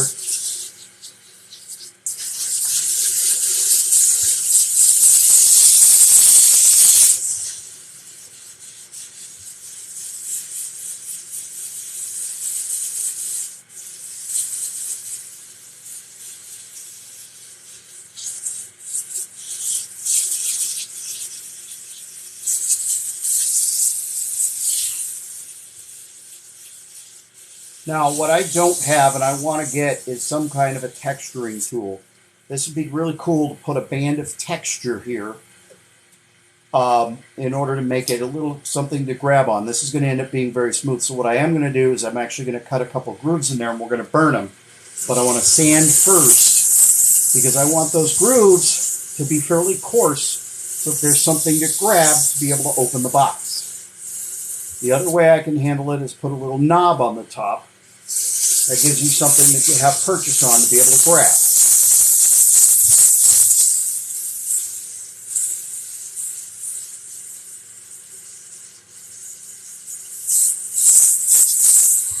I have a little bit of a very fine, very small, but I have a little bit of a crease there. All right, so we're gonna. That was 150. With the lathe reversed, we're going to next step to 240.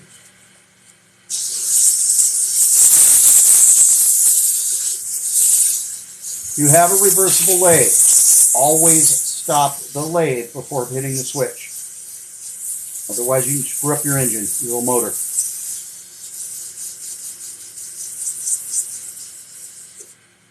All right, reverse.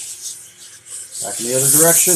Why do I sand in both directions? Well, when you're sanding, you're picking up little fibers and spinning this direction, so I'm laying all the little fibers down that way. So if I spin it the opposite direction, I pick those up, and then ultimately the fibers get so fine that you don't feel them. This is why it becomes smooth.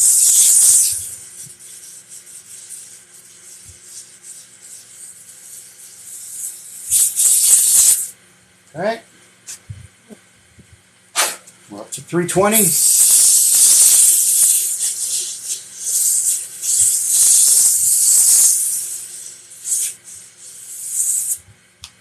We're going to throw that over there.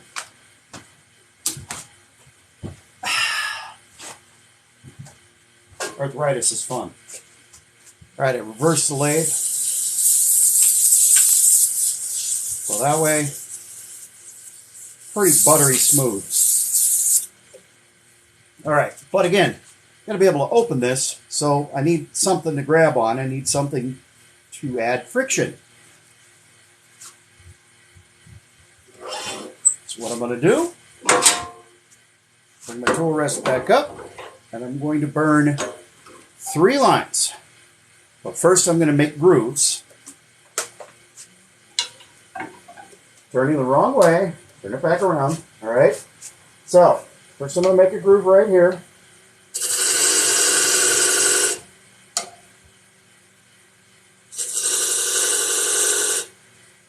I'm going to groove that a little bit more.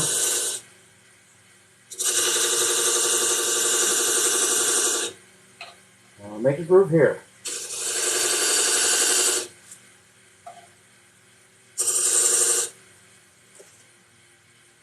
Okay.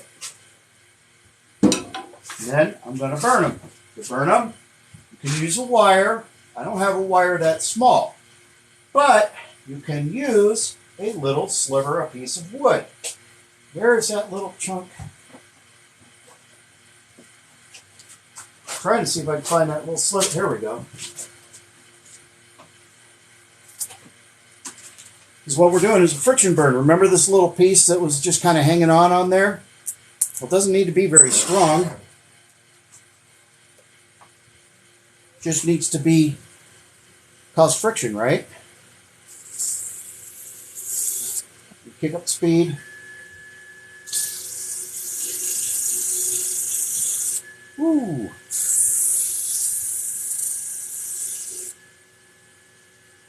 Look at that. It's just friction.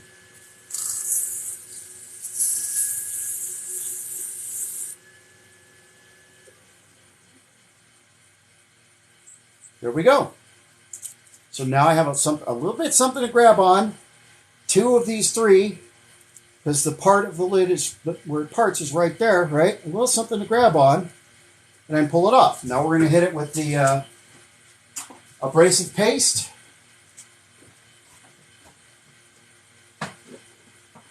And if you're paying attention, you'll realize I've created a problem for myself. I'm going to teach you how to fix it.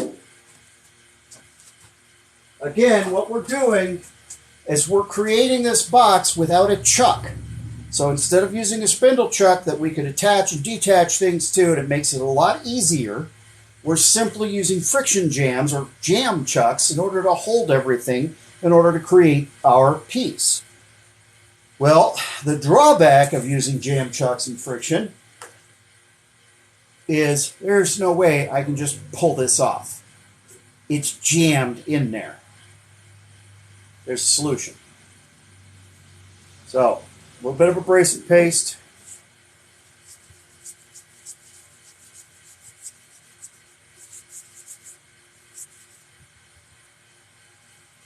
Again, this is beeswax, mineral oil, and Tripoli. Or tripoly, I don't know what you want to call it. Triple polish. All right, we'll rub it in.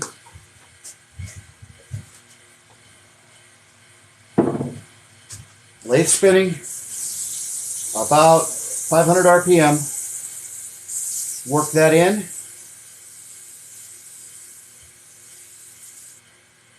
We're going to come to a cleaner part of the towel. Speed up a little bit, about 750, 775.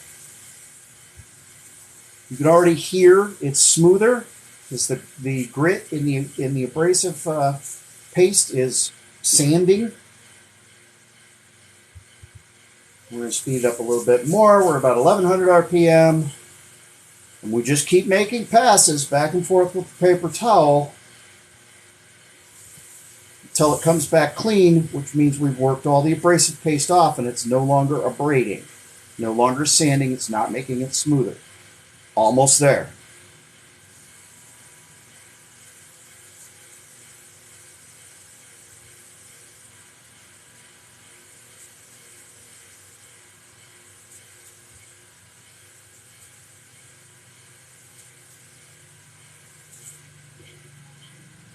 That's pretty good. This is the equivalent of sanding with sandpaper up to 1,000 grit. That's nice. And then I'm just using the polish and restorative paste, which is mineral oil, beeswax, and carnauba wax. And that carnauba wax hardens up very well. That stuff is pretty sturdy. Simple box, nothing fancy. This isn't a showpiece. This is something that, you know, that a lady might buy to use as a coin purse or put medications in, or, you know, it's not terribly fancy. Put a hide key in. I mean, you know, put your spare key in it. Something. This is not ornate. It's just a little wooden box. All right. High RPM. This is a friction polish. That carnauba wax needs to heat up in order to work into the piece. So we're running at 1,200 RPM, 1,300 RPM. And I want it to get hot. I want my fingers to become uncomfortable, because that's what actually works that wax paste into the wood. Gives that carnauba wax the opportunity to get soft enough to work into the wood, and then as it cools, it immediately hardens. And this is a decent finish that's going to last for, you know, a long time. I mean, you're not handling this thing and throwing it around and banging it, and, you know. But if you are, it is made of wood, so you got to expect a little patina. All right. Now, again, I caused myself a problem. That's a good tight jam. But remember, I left that little relief for myself. Remember that little divot on the inside of the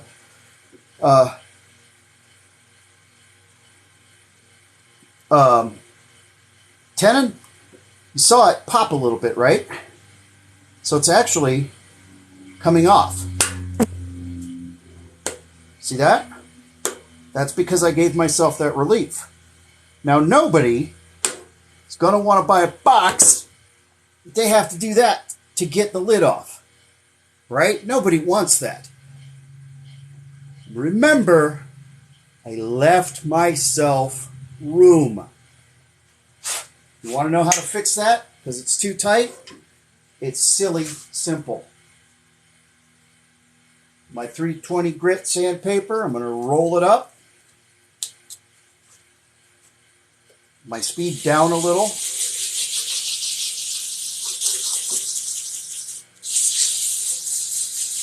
How about we just sand it a little?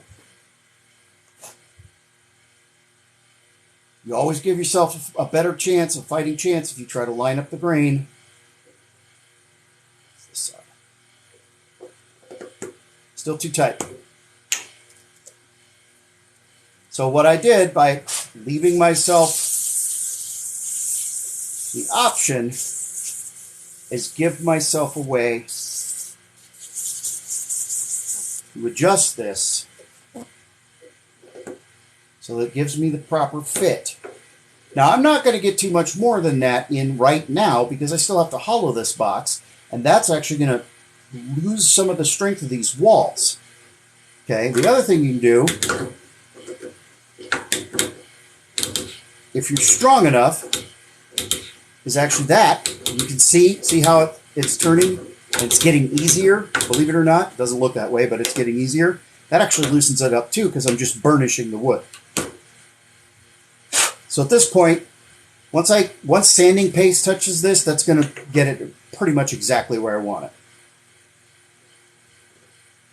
And if you look, the grains are almost exactly lined up right here. I'm not sure if you can see that. Yeah, you can see it.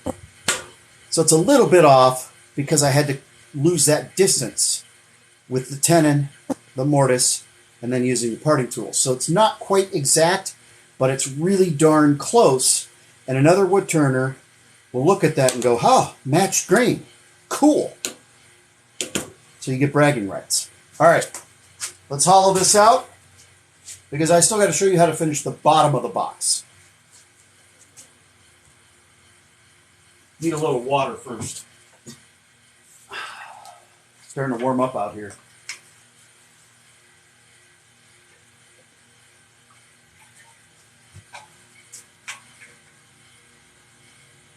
I'm going to show you the easiest method to hollow a box. Again, requires tools. So although we're not going to use the live center anymore, the tailstock's going to help us.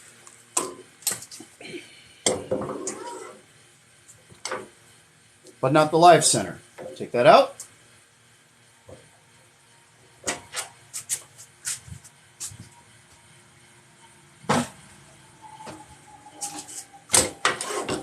This is called a Jacob's chuck. This is the exact same thing that's in a drill press. It's got a Morris taper, MT2 taper. Same thing in a drill press. It actually jams up. You can't see the drill press, but it jams up into the drill press. It's friction that holds the drill, the chuck into the drill press, believe it or not. You can actually take your chuck out of your drill press. And I guess you could take it out of your drill press and put it in your lathe.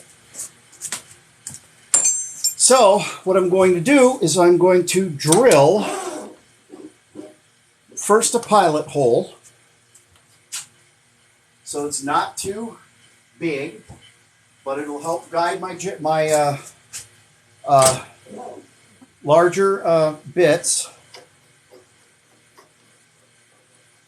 So this is, what is this? 1/4 inch, 3/8.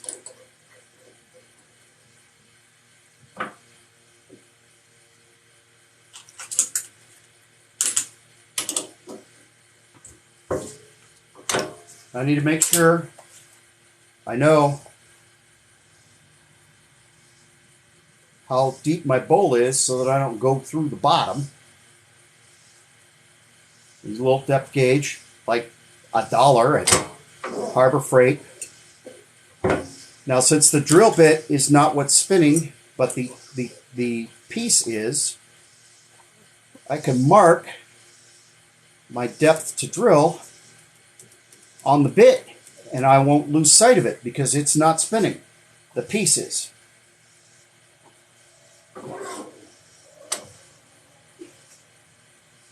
Don't want to go much faster than about 500, 600 RPM. I'm going to go in a little bit, come back out, let that bit clear. That way I'm not creating friction, I'm not jamming it up. It'll actually start compacting the wood and make it almost like plastic.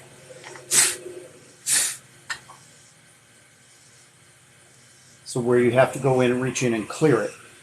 So you don't want to do that. You want to come in and out and in and out. This is a procedure called pecking.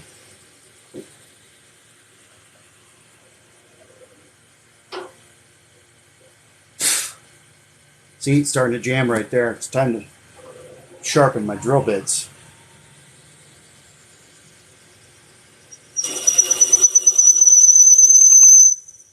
That squealing is another way to know if it's jamming. All right, now my quill doesn't travel very far, so I'll slide it forward. Remember that I'm aiming for that spot. Back it out. Clear it.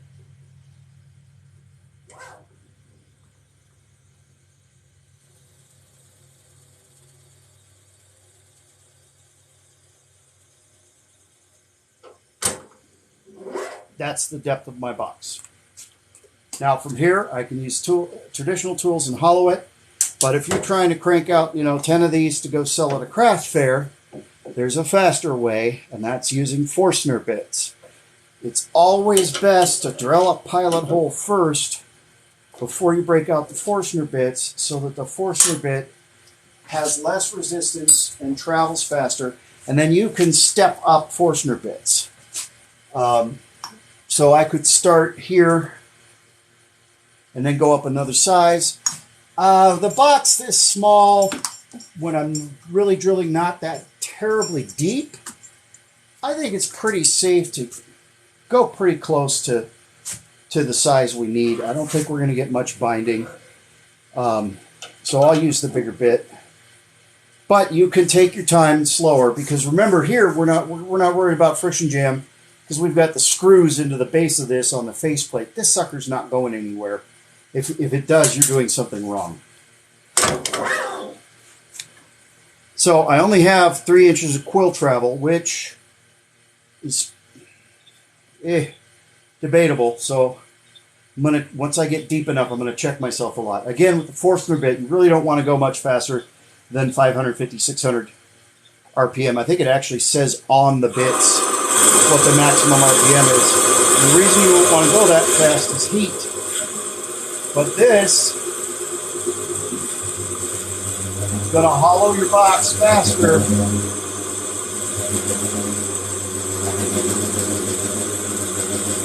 than your traditional tools will.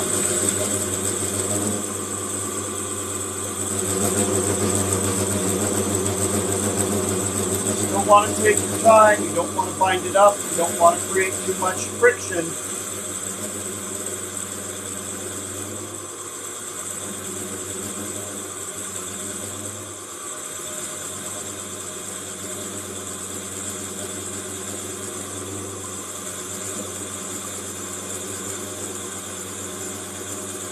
You also, remember the shape of the box. I don't want that Forstner bit to be wider than down here so that I go through the walls and ruin my project. So I'm going to do 2 things. I'm going to stop short of my maximum depth, and I'm always going to use a Forstner bit that's narrower than the narrowest part of the box.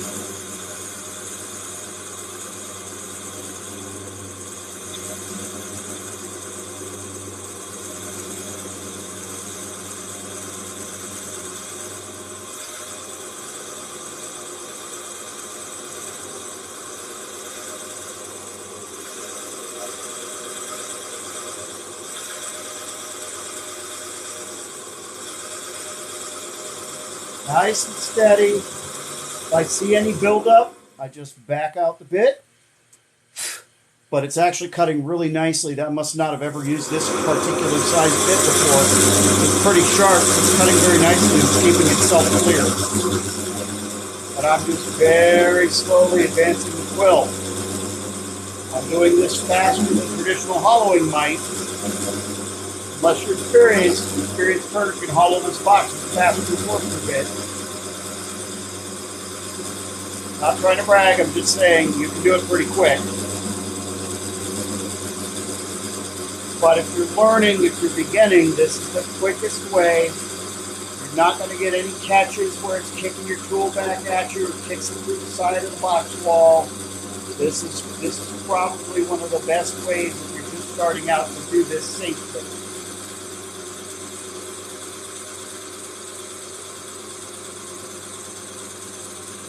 Just remember, go slow. Heat is your enemy. Friction causes heat. What you don't want to do is burn the bit, burn the inside of the box. You can actually distemper the bit. You don't want to do that. You don't want to burn the bit. You don't want to burn the inside of the box. Take your time. And you don't want to do that. I just moved in too fast, found the bit up.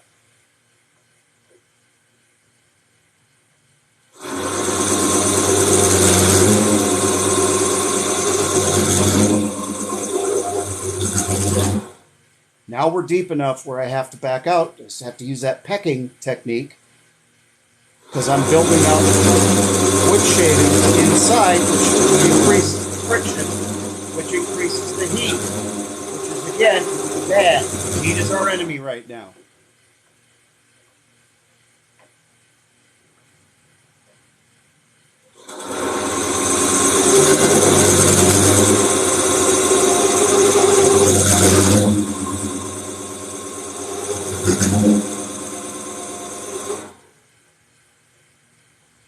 Now remember that pilot hole is at the bottom of the box. So if you want to use the Forstner bit halfway or whatever and then go back to the tools and the cutting, that pilot hole shows you where to stop.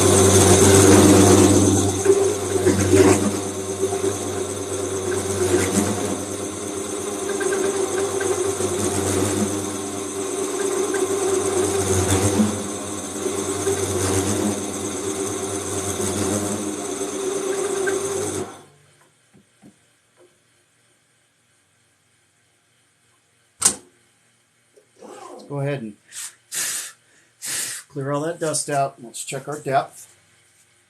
So that's how deep I want to go. That's where my pilot hole is. And I can actually feed it into the pilot hole. Okay, and I've got plenty of room.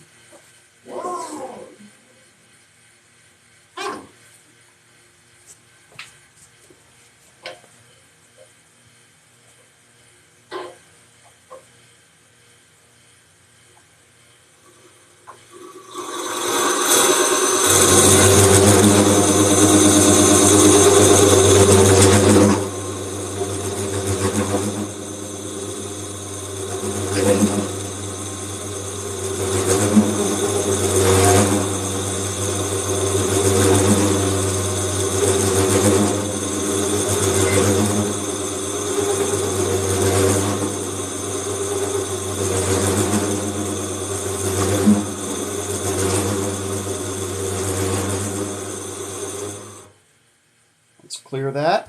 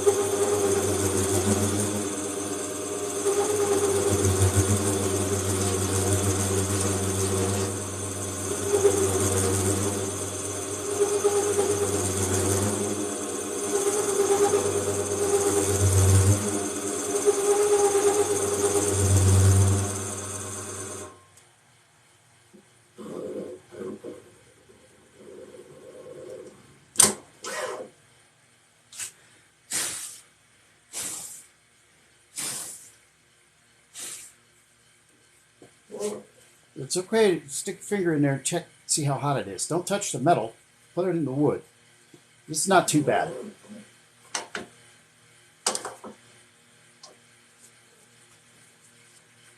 If it's too hot, stick your finger in there. Then you know you're drilling too fast. You need to slow down or change methods.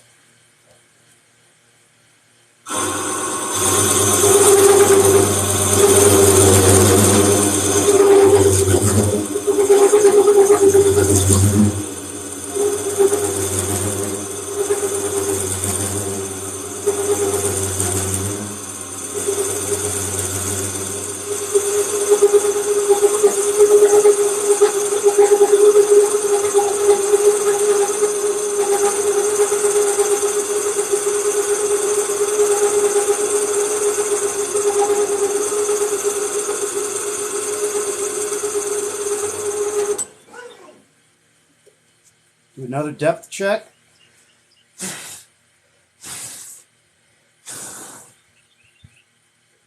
So there's our depth. We're about an inch short.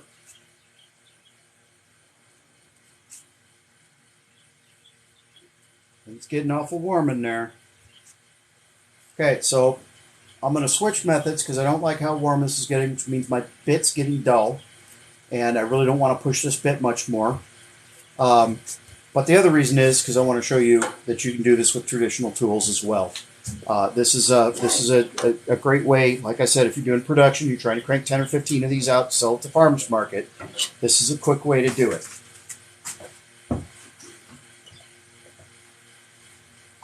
If you're using a jam system because you don't have a chuck, you're already setting yourself up with a lot of challenges. So doing something like using the Forstner bit is going to be faster. It's going to help you get this done quicker. Now, hollowing in here is challenging because you can't see your tool. You have to do a lot of this by feel. What you don't want is to kick that tool this way and break out the walls. The weakest part of your box is this mortise right here. This is the weakest part of the box. So you want to protect that. You can choose to leave a lip here or not leave a lip. I usually leave a lip. It just gives a little bit something that makes it look like there's something solid that it clicks closed on. We're going to go back to the carbide. Again, a lot of this is by feel. You can't see in there, so you just got to kind of make sure you feel where you're at. Get the corner of the carbide in the center.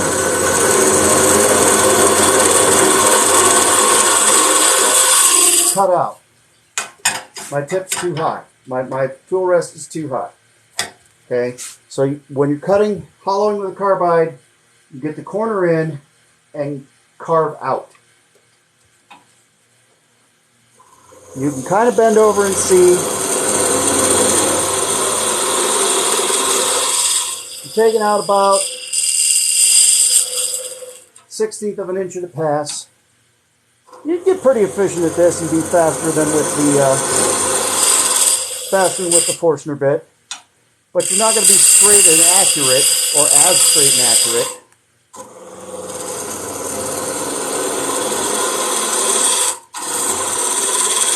Always best to pull it all the way back to help clear that shavings so you can see what you're doing a little bit.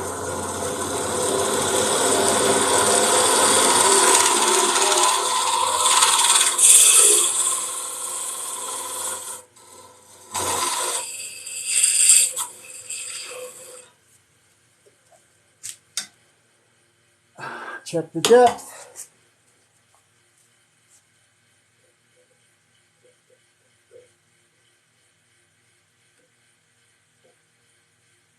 Okay, got plenty of room.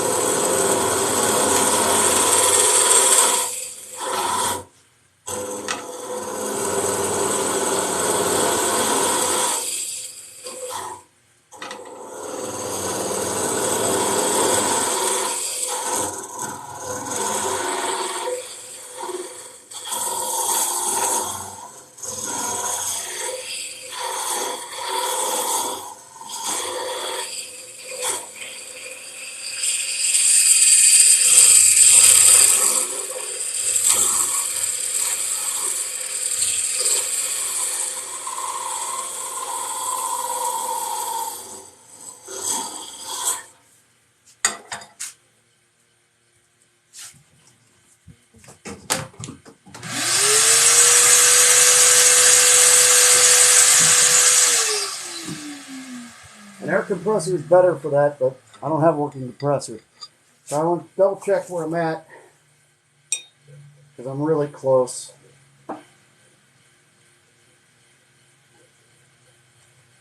There's my... Okay, I've got half an inch to go.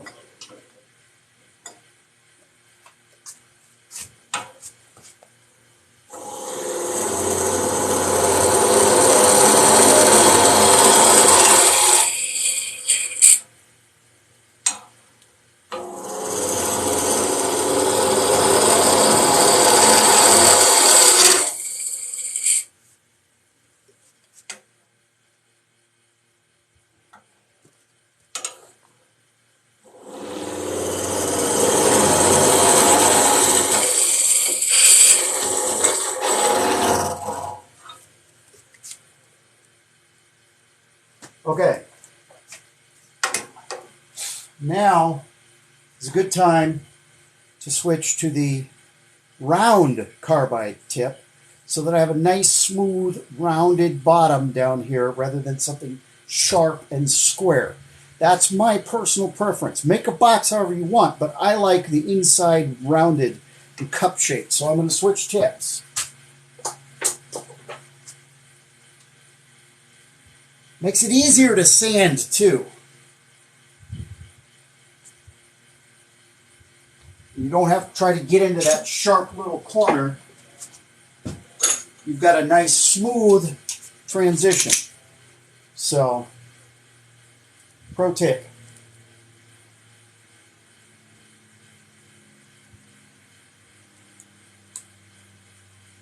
Again, if you're going to go out and buy your carbide tools, I really recommend you find the handle that fastens with the collet system rather than this. This is a pain in the tuchus. I really wish I had a collet system. All right, about 3 passes and I'm going to be bottomed out, so.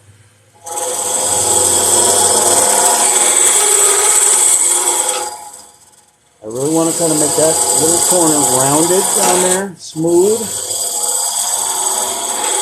But I'm doing this by feel more than anything. I'm feeling that.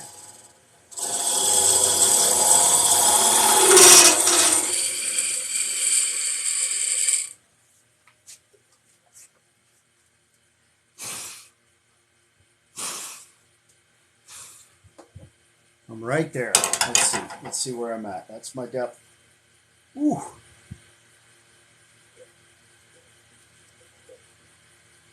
Eighth of an inch. 2 more passes. Starting in the middle.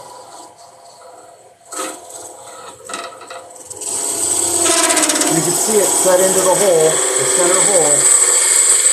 Work my way out. Draw it up so that I keep that edge smooth.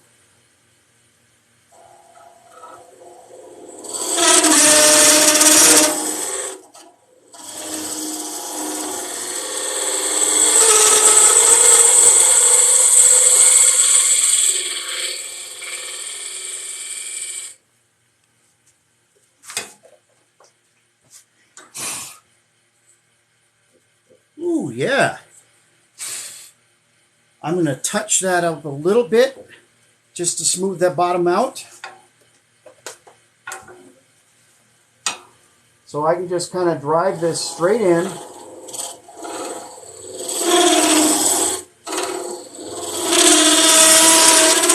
So I round that out.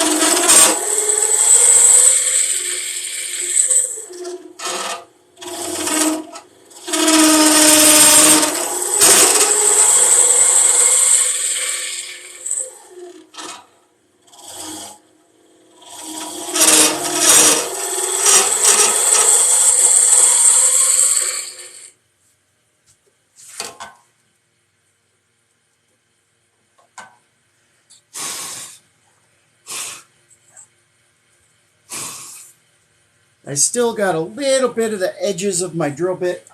I don't want to leave that there.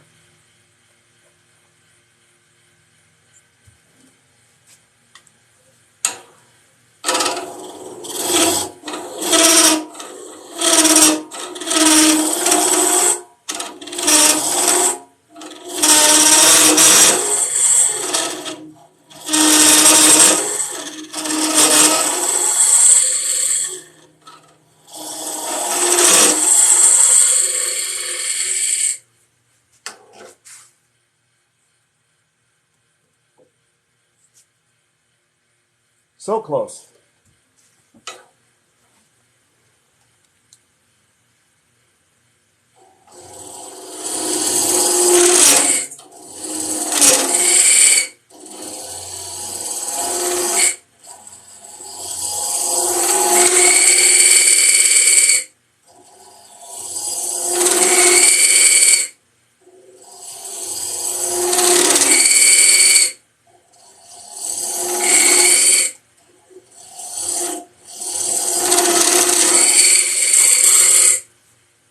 There it is.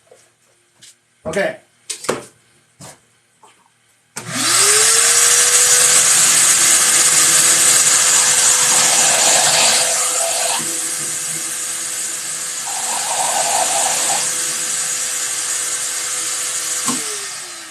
Now I'm going to use my depth gauge, make extra certain I'm where I'm supposed to be, which I am. Yep, I've still got a nice little bit. Now I have plenty of room here to take more and make my bottom deeper. If I went too deep, it's okay because this is still one solid piece with this, so I've got more room. So I can make this a little bit longer if I need to. I have 3/8 of an inch room there, maybe 1/4 of an inch, maybe a little tiny bit less than 3/8. But I have enough room that I can cut straight across if I want to, which is most likely what we're going to do. So I'm okay.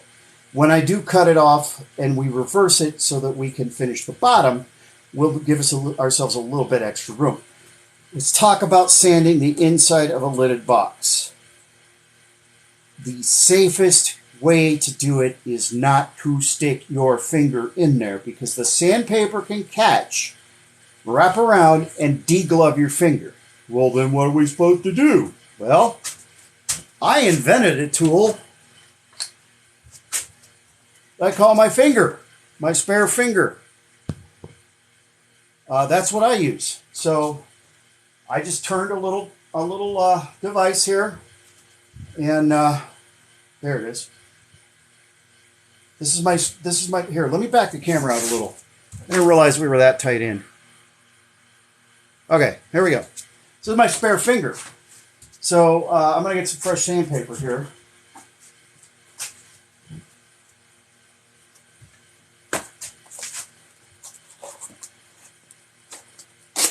Just take about a 3-inch long piece of sandpaper, fold it in half, wedge it in the slot, and then depending on which way the lathe is turning, gonna work it in there.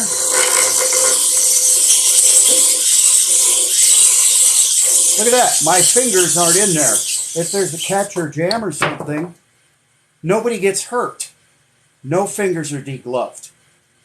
Super simple solution, took me less than 10 minutes to make my spare finger. The worst thing about this spare finger is I misplace it occasionally, and then I wander around going, I can't find my finger. I also misplace this often and complain about not knowing where Stanley is. Get there. Stanley! Stanley's an unruly bugger. So, around 700 RPM.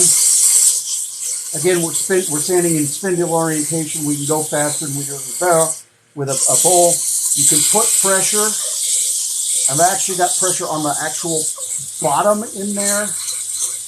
I've got plenty of leverage using the finger. Reverse the lathe. Twist my sandpaper the other direction.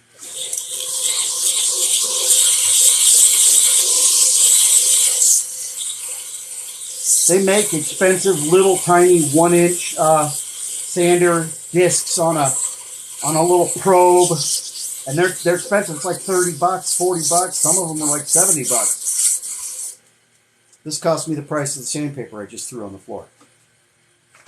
I think it's a broomstick, an old piece of dowel.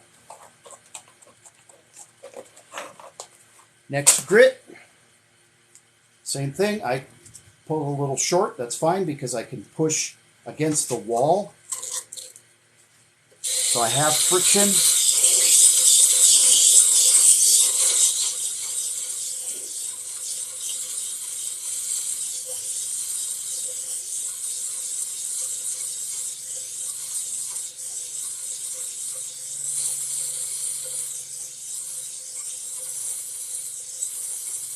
Okay. Reverse the lathe, reverse my paper.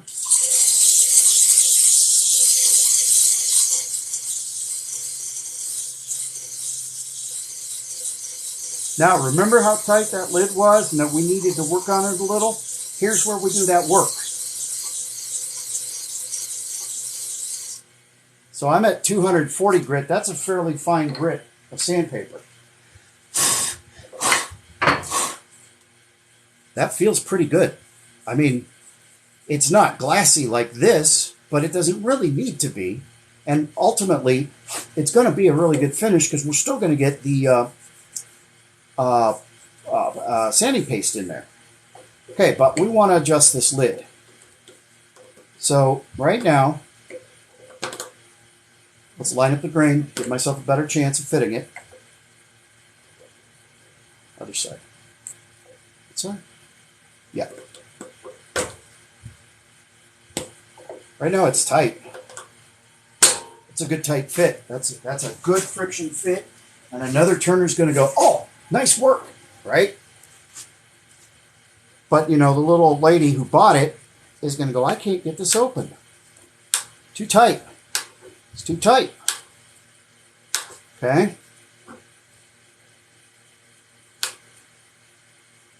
Come on, pop.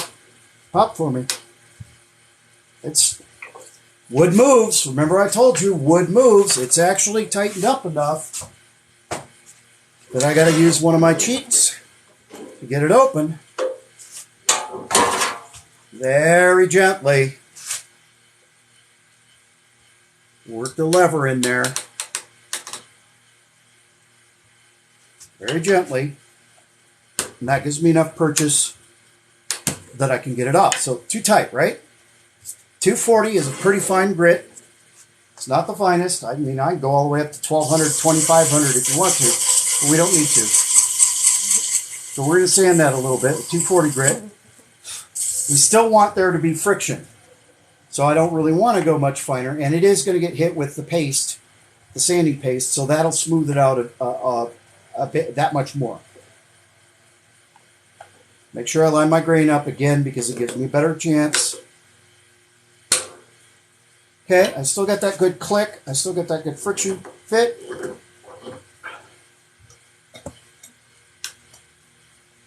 Still pretty tight. The customer's not going to want it if they pick it up and they can't pop it open. Very gently work my lever in there. Okay, so the other thing I can do is I gave myself space. The other thing I can do is very gently, using my small skew chisel, if sandpaper's just not doing it, scrape that. I didn't do it very much.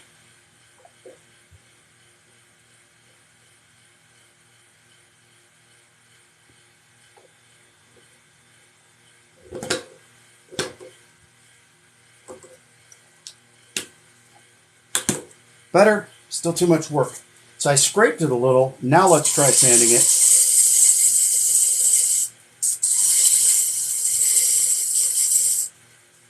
This is the finicky part. This is the hardest part about a lidded box, is just getting the lid right. This is what separates your box being higher quality than the next guy's.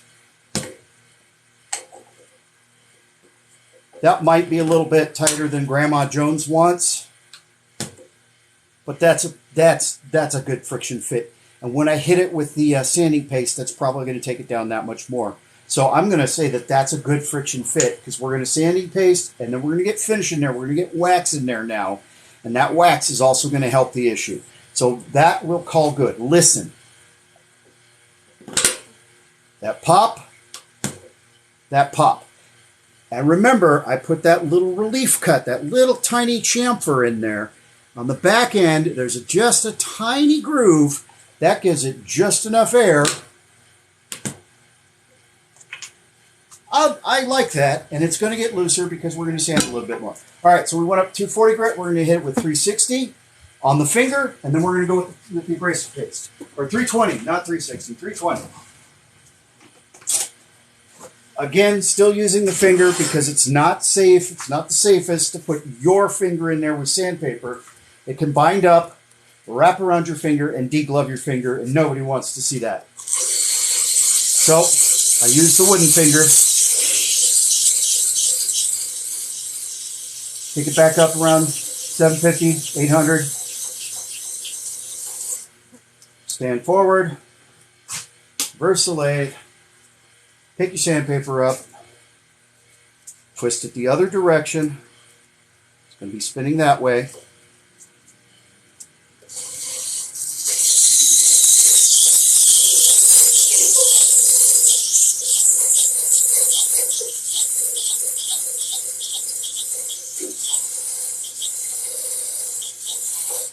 Okay. That actually feels pretty good in there. It's not as shiny as, I mean, you can spend hours sitting there sanding and polishing, and you can do that. by all means. That's what separates the artists from the, I don't know. That's what makes a piece have greater value artistically, is that how fine it's finished. How much time you want to... Remember, too, though, this is like a $45, $50 box. If you spend all that time on it to do yourself justice, you'd have to charge $95 or $120. Not a lot of people, just depending on your market and where you are, not a lot of people are going to want to spend $120 on a little tiny box that you could put, 12 quarters in, or, your extra hideaway $50 bill or whatever, It just depends. This is not a super ornate, super fine box. This is a friction turned, kind of quick and dirty, although it's taking longer because I'm teaching, but it's a friction turned quick and dirty box. All right, so again, safety. You really don't want to get your fingers in there. So we're going to use the finger. Wrap that up.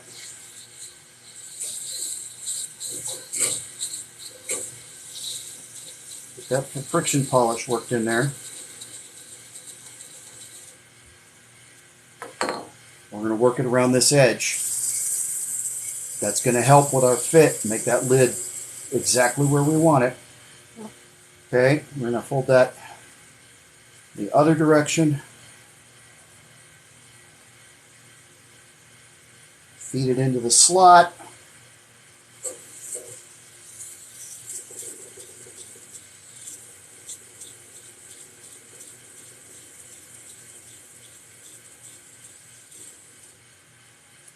Still getting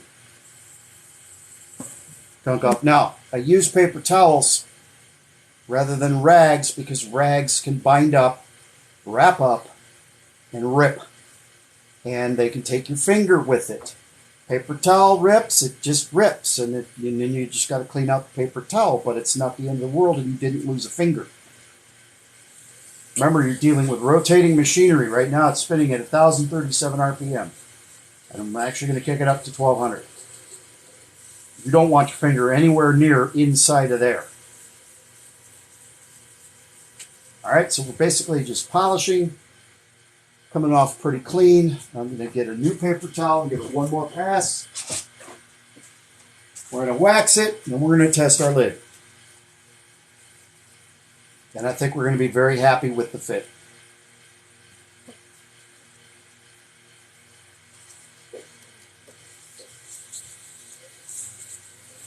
So again, this is so much safer. I'm spinning at 1,200 RPM. If something happens and this binds up, nobody gets hurt. Something happens and my finger gets bound up, I'm going to get hurt. That came out pretty clean. I'm just going to flip it around. There's no more abrasive going on in there. So I'm going to flip it around.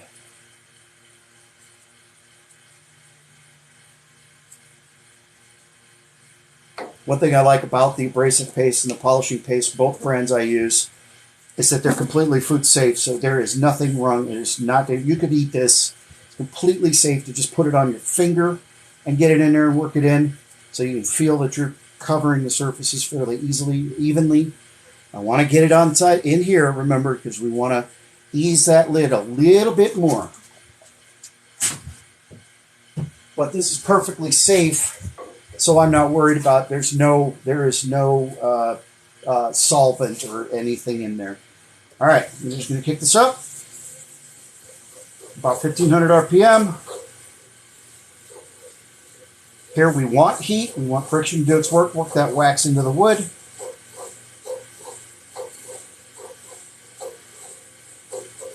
Now this is, because I'm teaching, this isn't, I usually put a lot more attention into a box.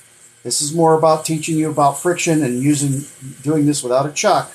So now I'm not getting see how I'm not sticking my finger down in there.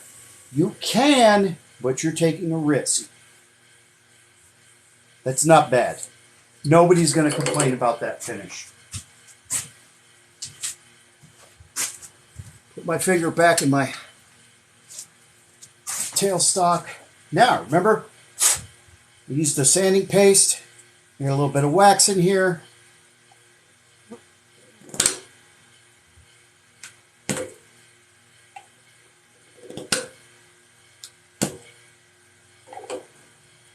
Even my arthritic fingers, I'm not struggling to get that on enough. It's a good, firm, friction fit. It's not going to go anywhere. But I can get at it and get that emergency $50 bill off.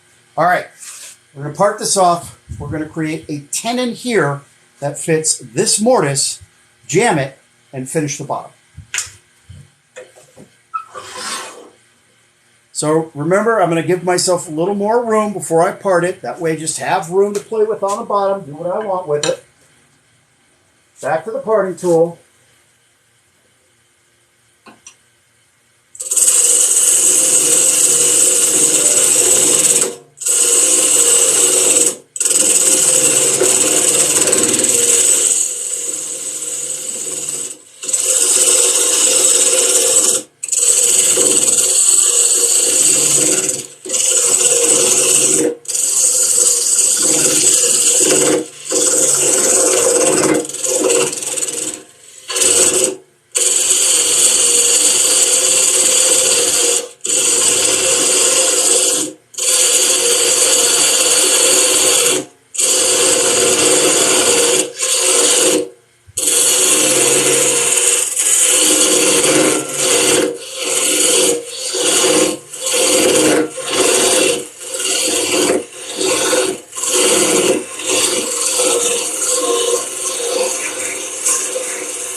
Now you notice I'm kind of twisting my parting tool back and forth.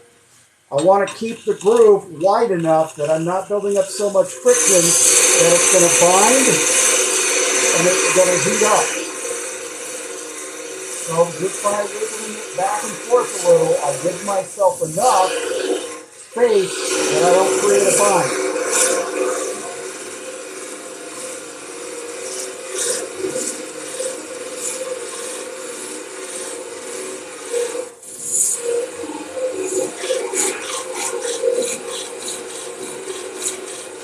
All right, that's pretty close. I've got about a ½ inch, maybe a little tiny bit more than a ½ inch.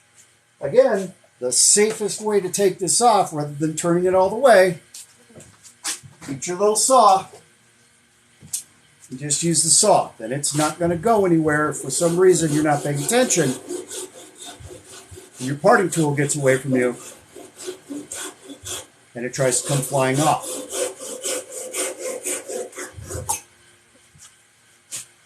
Quick and simple. Safe. So this is the last jam. We can use the tailstock up until we get right here, just like we did on the lid when we were turning the lid. We can use the tailstock to a degree, and we will. That keeps it safe. It keeps it in there. But at some point, we're going to have to drop the tailstock away so that we can finalize and clear the bottom. So what I want to do is I have this nice mortise here. Is make a tenon that fits this mortise so that I can jam the box this way. Again, I could, if I was using the chuck, have made this box big enough that the expanding jaws in the chuck could have opened up, held this, and turned the bottom of the box that way. But this is all about doing it without a chuck. So we're using friction. Jam chucks or friction chucks. So, and again, I want to get this to the right to the center because I'm going to use my dividers. And I'm going to figure out just outside now of the width of that mortise because I have to create a tenon to fit it. So if I get it too wide or too narrow, it'll be loose and it won't work. So I want it wider, and then I want to work my way down to the tenon. Because again, we have to be perfectly parallel in order to get the friction jam. We have leverage working both for us and against us here. This can be a pretty tight friction jam because if I'm hanging on to the back end of this box, I'll be able to pry it right off. The problem is I'm going to be cutting on the back end of this box, so I'll be able to pry it right off. Slow my lathe down.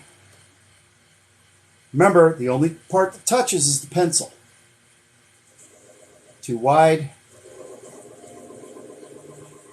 Right about there. Okay, now this is bigger than the tenon I actually need so that I can work into it and get a good tight jam. It's all about maintaining the friction. Get my speed up.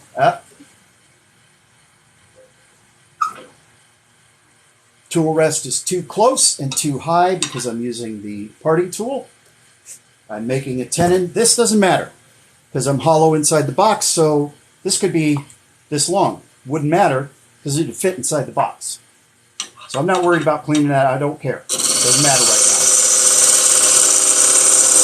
Let me show you, because I can. One thing I will always tell you is great about carbide is no traditional tool, even that parting tool, which is a great tool, but nothing cuts a tenon or a mortise faster or more square than that mechanically squared carbide tip. This is a great tenon and mortise making tool. I will tell you that all day long. It's faster and it's straighter, and you're more close to guaranteed that you're going to get a straight fit as long as you using the tool, use it correctly. You're going to get your best tenons and mortises for this kind of work off of a square carbide bit. I am not too proud to say that. I like using traditional tools. I prefer traditional tools, but when you're doing jam truck work, carbide makes a lot of sense because you get straight cuts. And that is absolutely vital right now. Little bite. Work my way towards it. Remember, I want to keep my tenon bigger. And I want to go deep enough. But I don't want to go too deep because I want the shoulder of the jar, this shoulder to rest the top, that shoulder to rest against the butt of the base. That ensures that I'm true, that I'm centered. So first, obviously I'm too big. I want to be too big. So I'm going to work my way down. I can clear the pencil lines completely before I have to start really trying to make sure I'm fitting it. So we'll do that. We'll just take away the pencil lines. I'm looking at my blade. It is parallel to the lathe bed so that I know I'm cutting straight. And I know this is straight. Okay, so I've got to take off maybe a 64th of an inch, maybe a 32nd. I'm going to go nice and easy. I'm going to slide from outside in.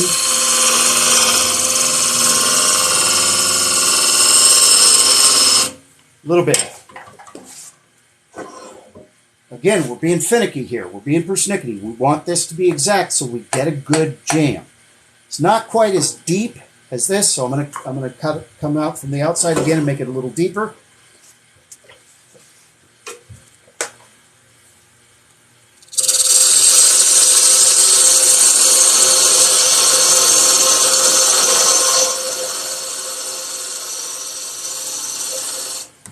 Just a hair more. Now the beauty here is if I go too far, I just cut it off. I can just come back. I can actually leave this, cut another one a hair outside, because this is too small, so I can see where I screwed up. Like, oh, too loose. Okay, I screwed up. So I have that shoulder, so I need to cut this in a little bit. But what I can do is come outside of this line first, then cut it away. So I know I went too far. Easy to do when you're doing this. But I have a reference. Make sure I'm square. I'll stop right there. Cut this away. Goes out of my way.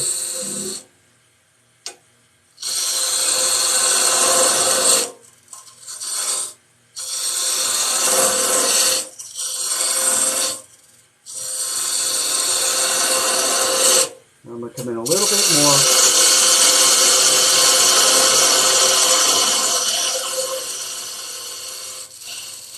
Now, if you look close, I still have that line where I cut the tenon too small, so I know where it's too far. See, this is very fine fitting. That's where it was too small. That's where I am. That's close. That's very close.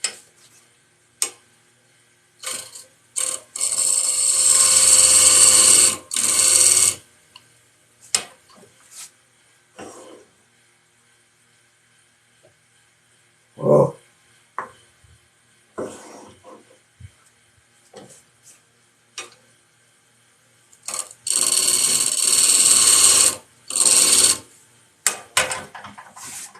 Here's where it gets finicky. Here's the tenons and the mortises fitting the lid. That's the toughest part. And basically what we're doing is we're fitting the lid again. But you know what? If I do it too small, again, I'll show you how you can manage and finish your box even though you screwed up. We'll use the tape method. I'll prove to you that the tape holds. In fact, I might do that on purpose.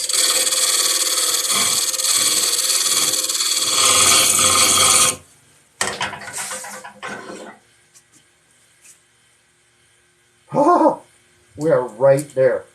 But we'll do a little friction burn.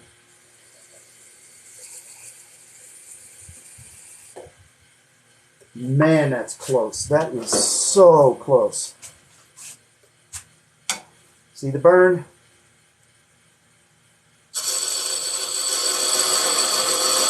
I took too much. I can already tell you I took too much. It's going to be loose. But that's okay. I'll show you. I'll prove the tape method to you. Too loose, but not hugely rattling. So what I'm going to do is now turn down the outside. All is not lost. And again, we can keep cutting back until we get the tenon the right size. Not the end of the world. We got plenty of wood. We're safe until we get to this depth where the screws are from the faceplate. But we also got a dirty trick.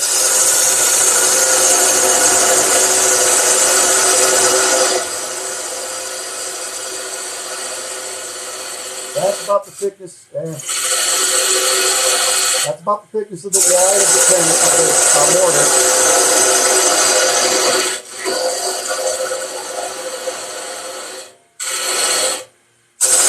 There might not be enough room for the tape to grip.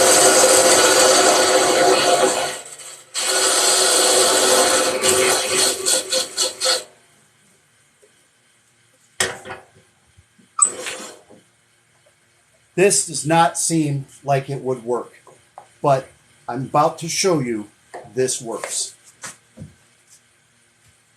You take your blue painter's tape, and I'm sure the green works too. The cool thing about this is it doesn't do anything to your finish. It doesn't take your finish off. You get your tape started. Hold your box in.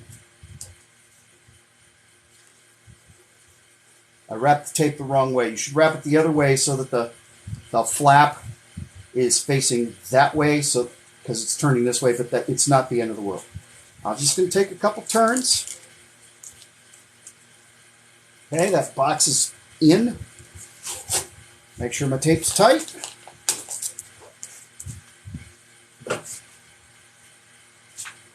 Pretty good. It's not going to twist.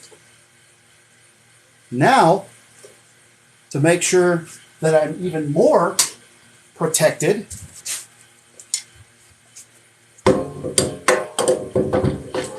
we'll bring the tail center back.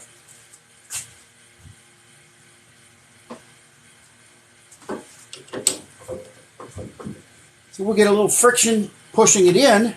We got the friction of the tape keeping it from torsioning.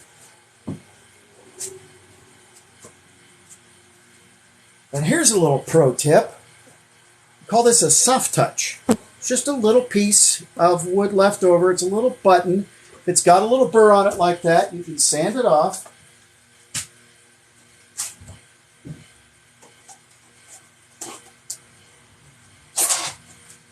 just something leftover. It's a little leftover. I always keep these little leftover pieces hanging around.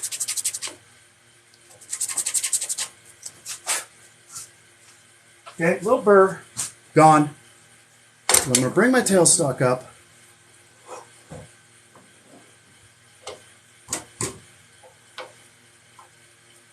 Now I'm going to, before I tighten this down, I'm going to start this turning, so that'll center everything up, suck it down a little bit. So you hear that? That's my soft touch squeaking around, moving a little bit. I'm going to back it off. Turn it up again. It's never going to be perfect, but it doesn't have to be. Now there is a device out there called a rubber chucky. That's literally a rubber bumper that goes on the end. That's a great little solution to this problem. But this works, soft touch right here. Okay, I'm going to turn this away. So I'm going to use my little 3/8" bowl gouge.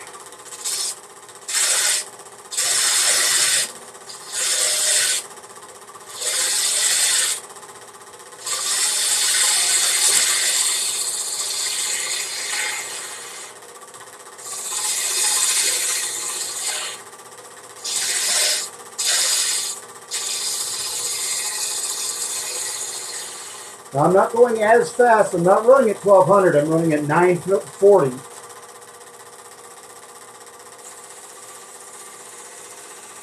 I want to undercut this slightly so it will sit flat.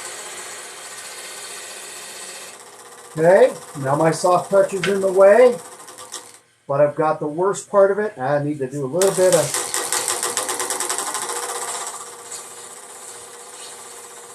shear scraping here. Move that out. Get those peel marks out of there. Okay, soft touch is in the way. Here's where the painter's tape is going to earn its keep. You pull that back out of the way. Very light cuts. You're going to keep the heel of the gouge pressed against the box so that I'm keeping force this way against the box.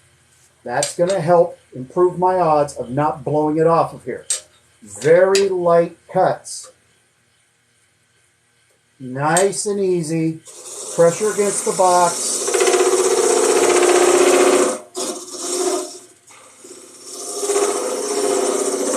Pushing it onto the jam.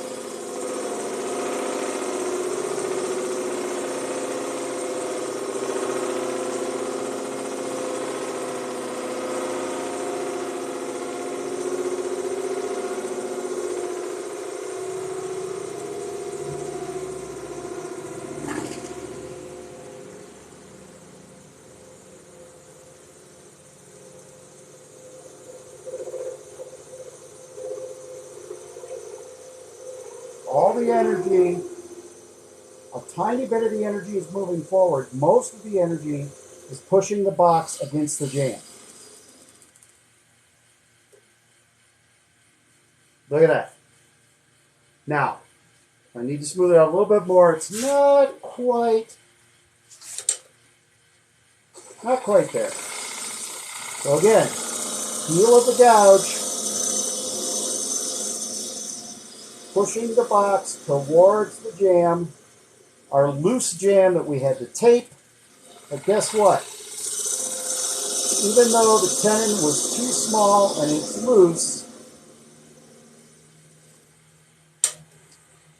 I still turned away the end of the box, the bottom of the box. I can still sign the box.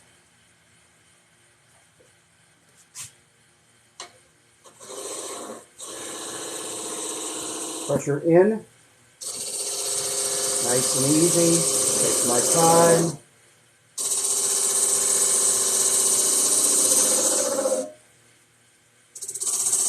This is my most dangerous cut because the leverage is the furthest from the center here. Signature. Now this part, sanding and finishing the bottom of the box, is really super easy because this is cut smooth. I'm really not working hard against anything. I can sand this by hand, but it's still on here. It's not going to twist very much because my painter's tape, the silliest solution ever, but it works, right?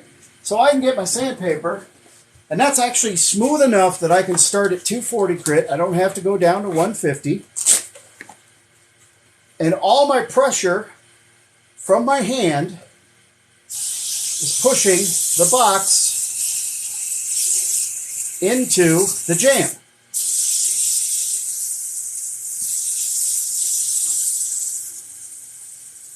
I can even hold it with this finger, just put the finger on it, come around, but I'm pushing it against the jam, so it's not going to go anywhere unless I do something stupid. Just put my finger on the end. It's not going anywhere. 240.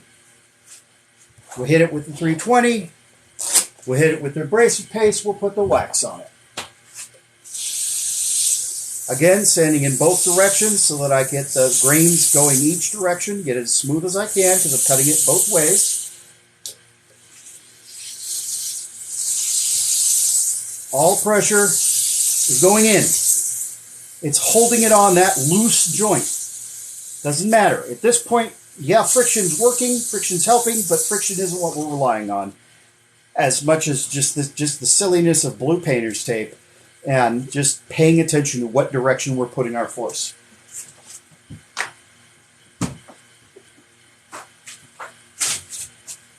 Now, I am not going through the normal finishing procedures that I use. This is not what I do. This is the bare minimum. This is the quick and dirty. I get a lot more in depth, and my pieces are finalized in, most of the time. Because I'm teaching, because I'm doing a demonstration to you, I'm not finishing this the way I would normally finish this. I'm finishing this quick and dirty to show you it can be done without having a chuck. Just with jams. Okay, so first level of sanding, and look, I can rely so much on that blue tape, that blue painter's tape, I take my hands off of it. It's not going to go anywhere. Unless I bang on it, it will not fly. So kick it up again, 875, so we're almost there. Usually if you do this right, by the time you kick up to 1,000 RPM as you kind of step down in grit because you're wearing it off. Usually by the time you get up to 2,000 RPM, it's pretty much clean. I've got all the abrasive paste off of there. Works really well. Works the same way with Brad's. Same thing. Brad's is finer than Axe. I really like that product. I like both of these products. I'm not going to say anything bad about either one. I like them both. Okay, the wax, again, perfectly food safe, 100% food safe. Just rub it on with our fingers, and that actually, you can feel that you're getting it on evenly.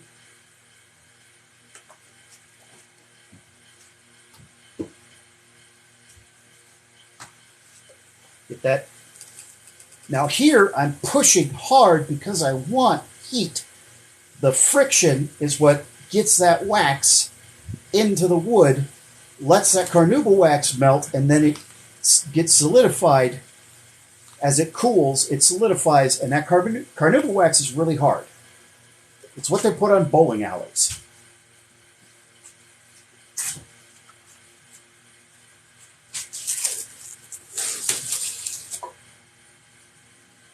Painter's tape.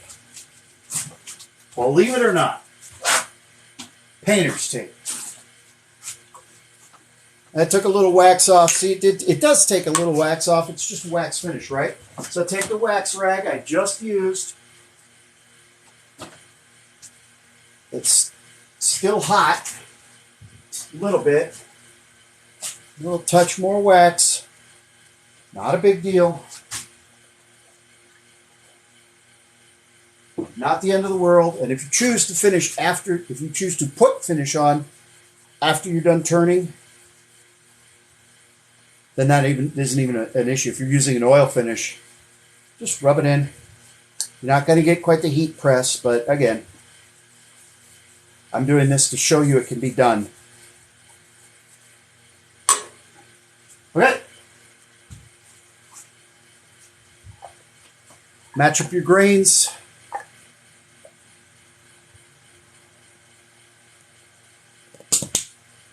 Friction fit. That click. That pop. All done using friction jam fittings, not a chuck. It can be done. You can do it. You don't need a $300 chuck to make a lidded box. All right. That's all I have for you today. Does anybody have any questions? Thank you for sticking with me. That was a long lesson. But I wanted to explain, the whole procedure. I don't know if I can really see. Let me switch to my phone because this is actually watching from my other account, so I don't know if I can see questions or not. So let me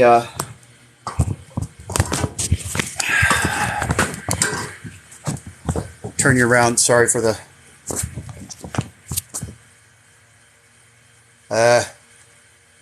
well, that's not working. How do I turn my camera? There it is. There we go. Okay, sorry. Oh, hey. Well, see, I just learned something. So the reason I turn the camera around is so that you see things in the correct direction, right?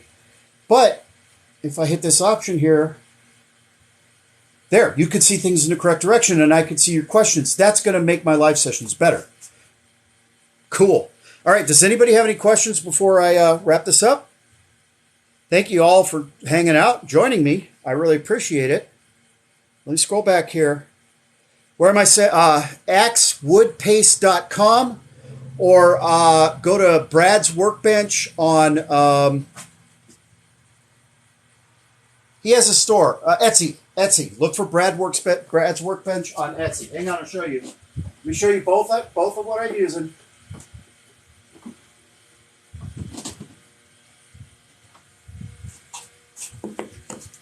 So you can see this has been beat up a little. This is Axe Wood Paste, axewoodpaste.com. You get the kit, you get the sanding and abrasive paste, and you get the polishing and restoring paste. axewoodpaste.com. You go to look for Brad's Workbench on Etsy, and you can get Brad's. Now, the reason I use Axe here is because this is something you would put a wax finish on, which this has tung oil with wax. So it's a wax finish over oil, and the oil sets in. You could do it either way. This is a quick way. This is a quick way. Neither one is better than the other. They're just a little bit different. Okay, depth from tool rest. For a beginner, to calculate the depth from the tool rest and mark the... Yes, okay, good. Hey, that was a good question. So, when you're cutting and you want to know if you don't have one of these little gadgets, you might not have a depth gauge, right? But you know what you do have? A pencil. Stick a pencil in there, slide your thumb up, look with your eyes and lock it. There's your depth. See that? You can use your pencil. You can use your tool. Stick it in there. Bottoms out. Slide your finger up. Your thumb tip is at the end.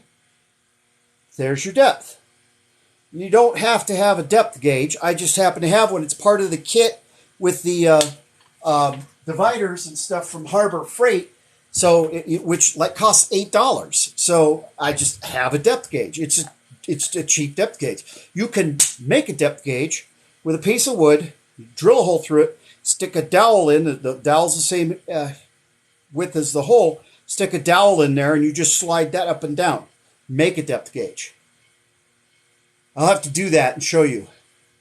This is cherry wood. This is kiln dried cherry. It's 40 years old. It's been around forever.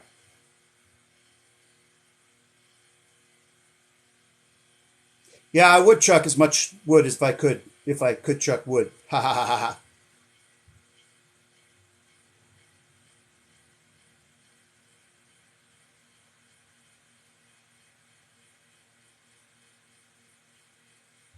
I don't even know what that means. Yeah, no chuck. I just did this whole project with no chuck. It was all friction. It was all jam. That was the whole point. I will download this video and post it in its entirety on my YouTube channel so that you can watch it.